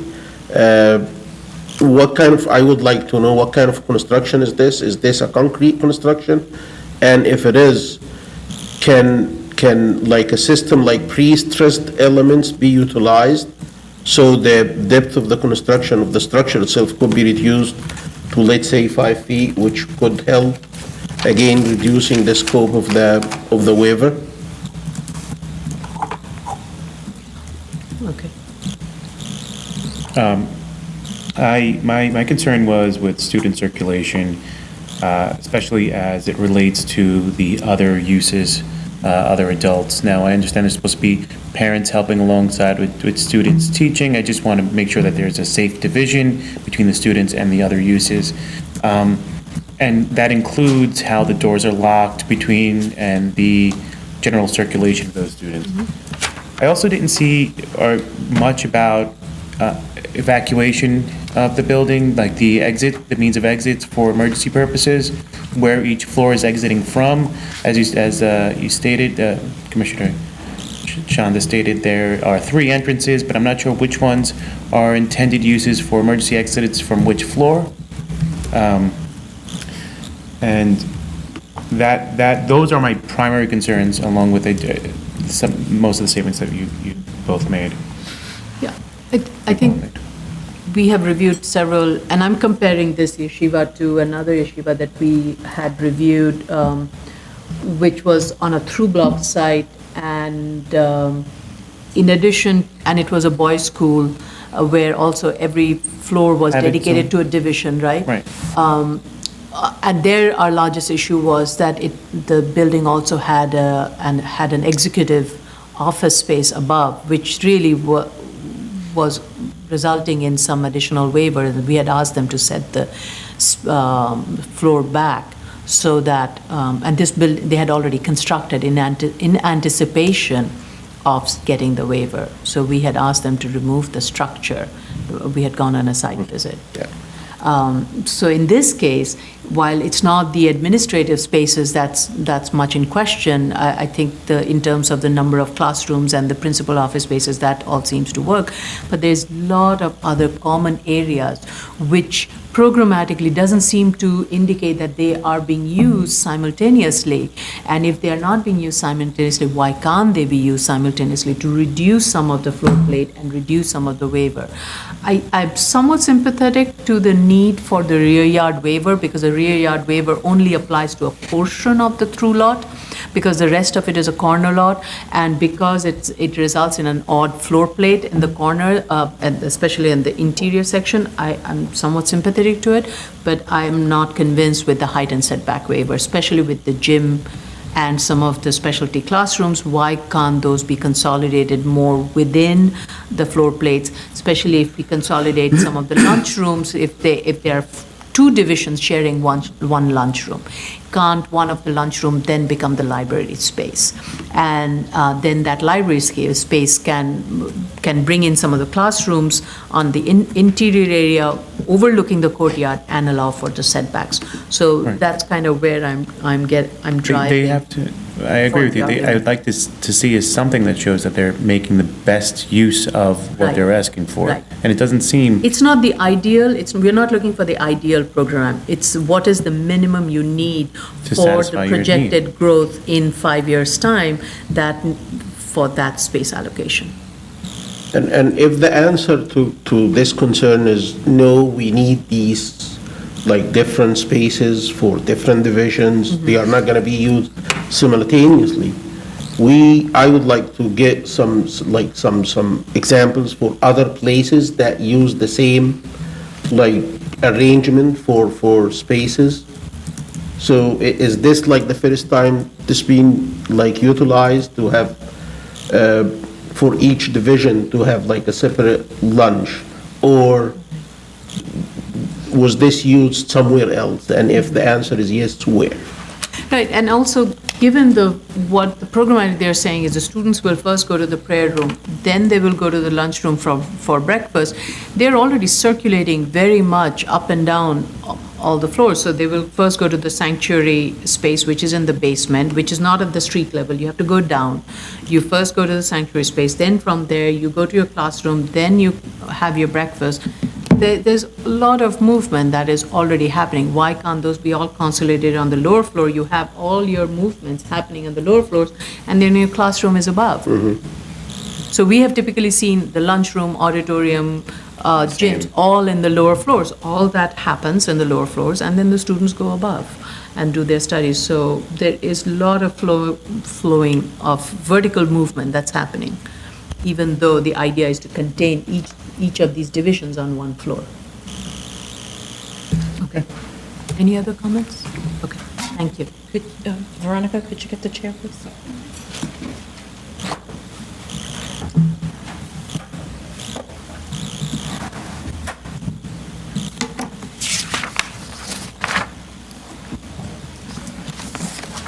Okay, when you're ready. Ready. Good?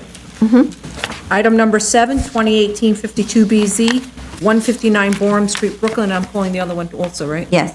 Item number 8, 2018-55BZ, 222 Johnson Avenue, Brooklyn.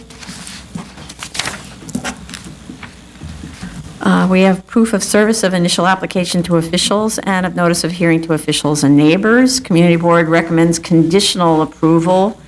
They state the committee voted to approve the application with the condition that the developer will be responsible for the proper installation of the new air conditioners that are being supplied to the Section 8 tenants. And note the agreement, this is from the Community Board, the agreement with tenants provides for new air conditioners to only some of the tenants, those who will be facing the new buildings. The committee urged the developers to give the new air conditioners to all of the Section 8 tenants. Councilmember Reynoso submitted a letter in support.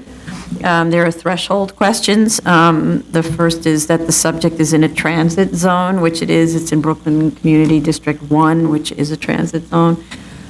With respect to the HUD renewal contract, it refers to 120 regulated units at 193 Boyram Street. I just need them to help us coordinate the HUD contract with the actual site. The certificates of occupancy are for 180 and 190 Johnson Avenue with 12 units and 5 parking spaces, 161 Boyram with 6 units and 3 spaces, 149 and 139 Humboldt Street with 24 units and 10 spaces. So none of those are 193 Boyram, which is what it says on the HUD contract. The existing site plan shows buildings with addresses at 180 to 196 Johnson, 135 to 149 Humboldt, and 169 to 177 Boyrum, and 161 Boyrum. So none of those are 193 Boyrum, so nothing is matching. So it doesn't mean that it's not related to it, but nothing is matching. And also, are there other units unaccounted for at this site for which parking is required? I just want to make sure that we've got everything covered on the site. And also, these are all related to the threshold questions. How do we know that these units were built with parking provided pursuant to Section 25-25 of the zoning resolution? Because there are no plans provided, which we get sometimes, that just shows that that's how they did the calculations. The original, so that's a question, are the original drawings available at DOB? Because when I do the math on the number of units, I get a different space count. So 45% of 42 units is 19 spaces, and 18 are provided. So what does that mean? Is that a miscalculation, and so on? And is there another way, for example, to establish that the buildings meet the definition of income-restricted housing units? It doesn't necessarily have to be based on the parking. There are other ways described in the zoning resolution. The statement of fact states that the current parking lot isn't utilized. I'd like to know what the method for the tenants is to obtain parking spaces or gain access to the lot, and what's the price for the parking? Is it free? Does it cost? If so, how much? As to the improved site plan finding, which is one of the findings, the dimensions on the site plan don't match the tax map, actually. The provided site plan doesn't show the setbacks at the various levels. The building is being built in the existing 60-foot rear yard equivalent at the center of the site, leaving only 50 feet between the new 19-story tower, and this is actually true on both sites. It's leaving only 50 feet between the rear of the existing low-scale buildings and the new structure.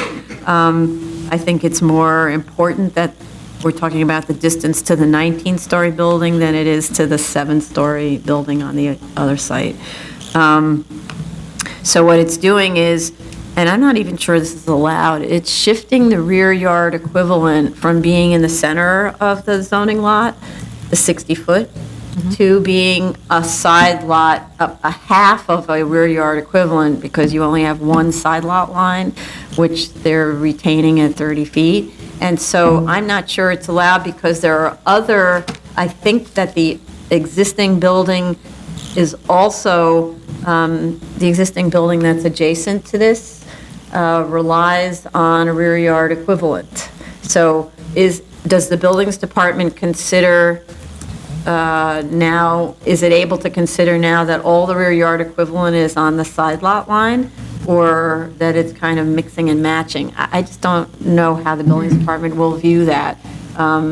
It's different when you're building a new site, where none of the buildings are relying on the rear yard equivalent. So that's one question. And then just from a neighborhood character perspective, this is a 19-story building in a neighborhood of 3 to 7-story buildings. It's not really a question before us, but it's an extremely tall building in a low-scale neighborhood. They need to verify that the 12 spaces provided at grade are surrounded by a fence and not an enclosed structure, and that there are no stackers at that level. I just didn't find the drawings clear enough about that, especially because the elevation appears to, and again, I'm still talking about the 19-story building, the elevation appears to show it as an enclosed structure with parking at the second level, because you can actually see cars peeking out above the second floor. According to the statement of facts, the building has 42 project-based Section 8 dwelling units. This is the existing building. Has 42 project-based Section 8 dwelling units regulated by HUD, with contracts expiring in March of 2036. That's 17 years from now. By the time the proposed building is completed, there will likely be approximately 15 years remaining in the HUD contract. We normally require a restrictive declaration to be recorded against both sites, committing to maintaining the number of units in the existing building, quote, income restricted housing units, at equivalent rental levels, and to the economic mix outlined in the statement of facts for the proposed project. In this case, there's already a restrictive declaration recorded against the development site, committing to a 30-year minimum regulatory period beginning upon CO issuance to maintain 20% of the new units affordable at 60% of AMI, 4% at 125%, and 4% at 135%. I note, though, that the community board seems to have misunderstood the deal. It references a 35-year regulatory period, but that's not consistent with the terms that are in the restrictive deck. The community board is also under the impression that the units remain stabilized after the expiration of the term. That's not correct. That's not what it says in the restrictive deck. What it says is the affordable units come online as stabilized units and are treated as such during the term, the 30-year term, even if the law permits them to be removed from stabilization because of improvements and vacancies and so on. At the end of the term, so in other words, if they become destabilized under the law, they still have, the owner is required during the 30-year term to retain them as if stabilized. But then, at the end of the term, the destabilized ones go to free market, and any remaining stabilized units continue to be stabilized until the law permits them to be destabilized. So I hope that, I just want to make sure that that understanding is accurate, but the community board is under a different understanding, which we should actually correct with them, or the applicant should correct, maybe by sending a letter to the community board to correct that understanding. So actually, we only need a restrictive deck recorded against the Section 8 buildings, committing to maintaining the existing number of units at low-income rent levels for 30 years from the date of CO of the new building, so that the regulatory periods will travel concurrently. Those were my comments. And with the new building, let's see if I had anything on the other side. I had Go a ahead. question about the breakdown on how they actually arrived at the 67 accessory parking spaces to be provided. It wasn't very clear to me.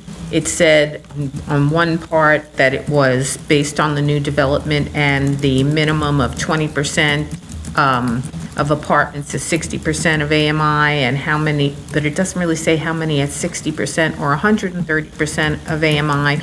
It just actually provides more than what's required. But I would like it if they could take me step by step and do the math. These apartments equals this. And then when I actually looked at the plans, I didn't see 67 spaces. I actually saw 64. So if they could point me to where the other three are, that would be helpful. And it seems to me that if you're looking at a parking reduction or a waiver for parking, All right. the status of the apartments in terms of their level of regulation should be forever, or else they should be required to put the required parking if it goes out of that level of affordability. Okay. That is the threshold for the waiver. Okay, That's what I would think. That would right? be amazing. We've talked about this before, that the word perpetuity is forbidden, because that's something, again, from ancient English law. We've tried to figure out how to create a restrictive declaration that would limit one or the other of the buildings, either the new building being built or the existing Section 8 building, right? Because the language in the text arguably gives us a little play with that. So for instance, we could say that on the development site, for a longer period that we're allowed to under the law, there shall be provided income-restricted housing units as defined in the zoning resolution. And someday, the zoning resolution will take out that defined term. We could also say units that are affordable to, let's say, 20% of the units on the zoning lot for an argument's sake, need to be retained as low-income units, which is something that's determined by the federal government and state and so on, and probably will be in long-distance future, right? And then find out what is a regulatory period that would be legal. Right, I agree with you that it's strange that you're giving a bulk waiver, effectively, right? And then it's only good for 30 years, and then that's the end of that. Right, it just seems to me it should follow like the parking reduction for the uses in category B1, I guess, where it's like if you change the use that this parking waiver is based on, then you have to provide the required parking. It would make sense. And then you don't have to talk about the permanence of a term. You're just saying once the use changes, that threshold changes, then you have to provide the required parking for the apartments that don't qualify for a waiver any longer. And on this site, that's a doable thing because there's a lot of open space.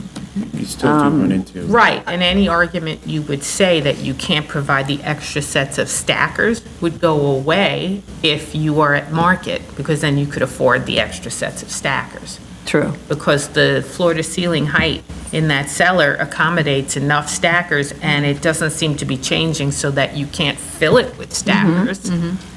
Okay, so another way of, so, and some sites we don't see any place that they could put the parking, right? That the building is designed with a floor-to-ceiling height that's X, there's no open space anywhere, so there's no place to put additional parking. In this case, the restrictive deck could be quite simple and just say for as long as the use. That's a condition in perpetuity, though. No, but it's not in perpetuity because that's a law, that's the same kind of thing, that's the same kinds of things that is required by the zoning resolution for parking waivers for office use and ambulatory care facility use. It just says our special permit lapses Upon- when the use changes, right? Which is, who knows when that is, 10 years from now, 100 years from now, it's just whenever So the use changes. Right, but the law against perpetuities states that if there's a condition that there is no certain end date to, and it's not like it's a statute that we're drafting. So if there's a condition on a property that there is no end date to, that is a condition in perpetuity. So while I agree with So if it was a statute, then it's okay. statutes they're different. They are substantially different because it's something worth a bit more research. I didn't expect this topic to come up, but I'll certainly look into it a bit more before a decision on this. But there is a rule against perpetuities that we should consider before Right. drafting a response. Well, we've been confronted with it with restrictive decks that say you have to have this kind of affordable housing forever. Right. But the change in use is a model that we have that exists already without a restrictive deck, because as you say, it's statutory. So yeah, we can look into that more. I think in this case, it's kind of a clean solution. I do like the solution. Yeah. And I just caution that we should make sure that it can Be a stand. help. Right. Yeah. Right. And as Commissioner Otley Brown pointed out, in both the Borum and the Johnson, the plan is such that the as-of-right can also work. So, Yes. within the cellar space in terms of the Johnson. Right. And in the Right. Borum, it's only more of the side yards that would get used. Right, and I also just wanted to say, I went by the site, and contrary to their assertion, the parking lot is full of cars. Yes. So- Which site? The Both? Burham Street, because Borum. Johnson, there's construction going on. Okay. So maybe the the building is parking- being constructed, so my question is, those 11 cars, are they being displaced onto Burham Street because the building's under construction? Or is it that these cars are totally unrelated to the Johnson cars? Okay.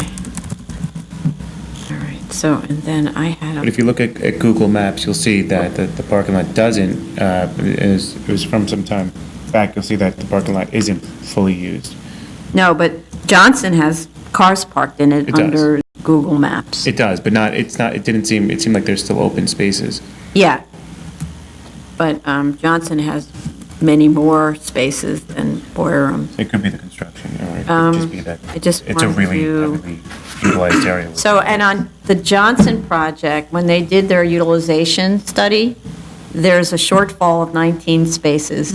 So our policy here is that you need to provide what your demand requires. And because they have stackers already on the site, and the as-of-right shows there would be stackers on the Johnson Street, why can't they just meet the 19-space shortfall, and then we don't have to talk about whether there is parking availability on the street?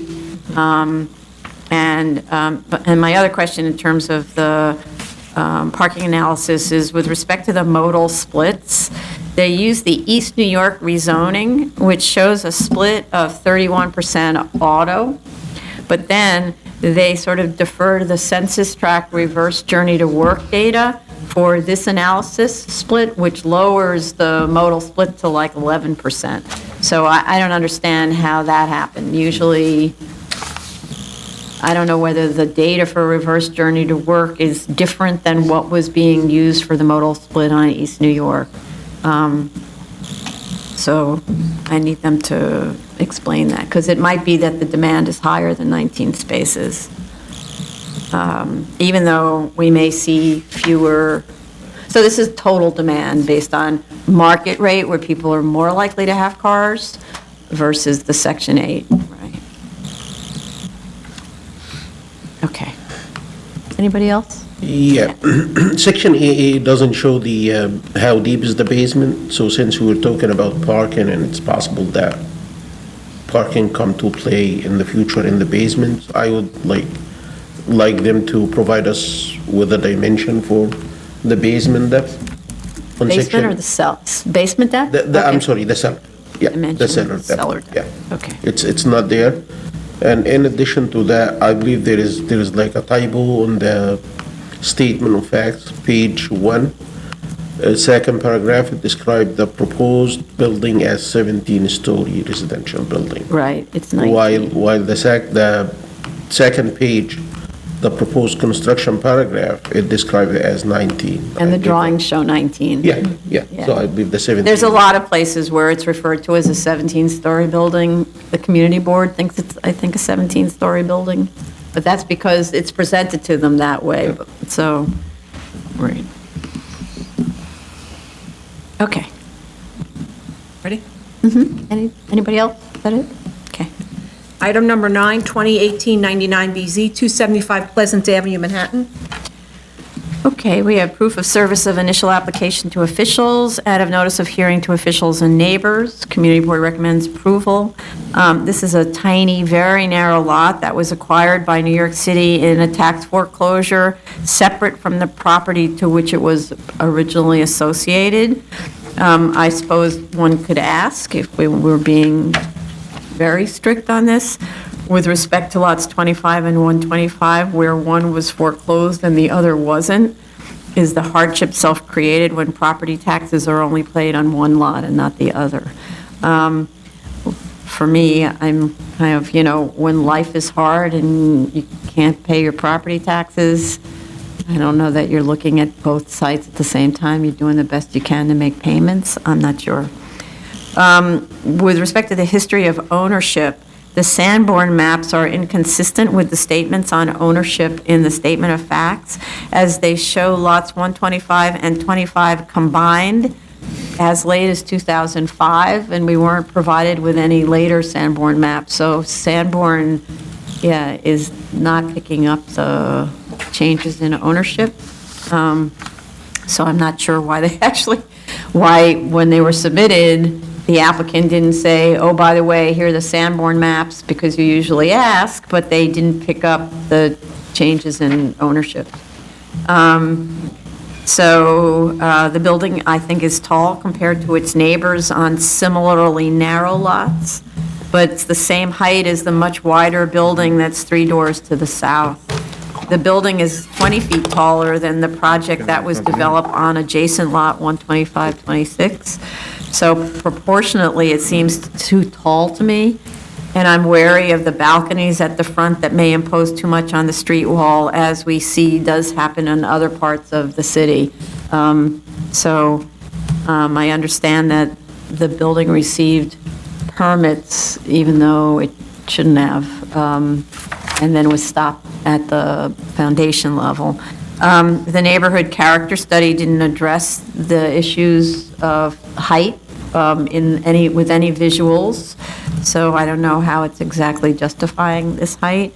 There is a school across the street from the site, so I'm wondering whether the building height requires a shadow analysis. The front yard of the school building is in a play area, though. It's kind of just an entry green area. But maybe I'm just not sure what a shadow study looks at as a sensitive receptor, if it's school windows versus only school play yard. They're not stained glass windows of a church, for example. The site is just outside of the flood zone, but it's surrounded on all sides by a AE12 zone, but they are lifting up the first floor, which I think is wise, because in anticipation of them soon to be included in the flood zone. Any other comments? No. No. Any other thoughts about the height? I thought about it in terms of Pleasant Avenue being a very wide street. Even if you were to use, though it does not apply the typical narrow lot, the sliver lot rule, it could be as wide as the width of the street. So you would be permitted up to 100 feet, and what is proposing is less than that. And though the immediate two buildings are lower, but the rest of the block does have taller buildings. So with that in mind, I was okay with it. And this is just a typical house, but for the fact that it's on a very, very narrow lot, it's trying to accommodate the minimum number of rooms. And I think the floor-to-ceiling heights that are being proposed are pretty typical that we see, so I was okay Right. with it. Anybody else? I didn't see, I wasn't satisfied as to why they need this level of height. From Google Maps, I did notice that there is a taller building at the end of the block, but I didn't see it to be 20 stories tall. So I was just. No, it's 10, it's. I didn't see it to be, Fine, what? It's It's a five, five-story it's a building. 5-story building, but it's 72 feet high, versus, so the building at the corner, three Right. doors down, is somewhere in that range to a tiny bit shorter, like a foot shorter. And then the building on the lot that used to be part of this lot is 50-something feet high, 52 feet high. And it's not here for the height waiver. No, but we always look at neighborhood character, right? So that's, right. And it is an unusually narrow lot. Yeah, it's It an is an extremely unusually narrow narrow. lot. No question that they Right. they can't need develop the something. site. Right. The question Is is, this was that self-created because you didn't pay your taxes? But when the city takes it and chooses only to sell one of the lots, et cetera, then, there's a have great in argument to previous self-created. cases. There is there's a good, that, I'm not prepared to really get into my concerns with it being self-created at this point, but there is something to that, I believe. I'd like to hear what they have to say about it, and I'd preserve my statements until understanding what their argument is as to why they're not responsible for it. it wouldn't be this owner, it would be a predecessor in title. Right. Yeah.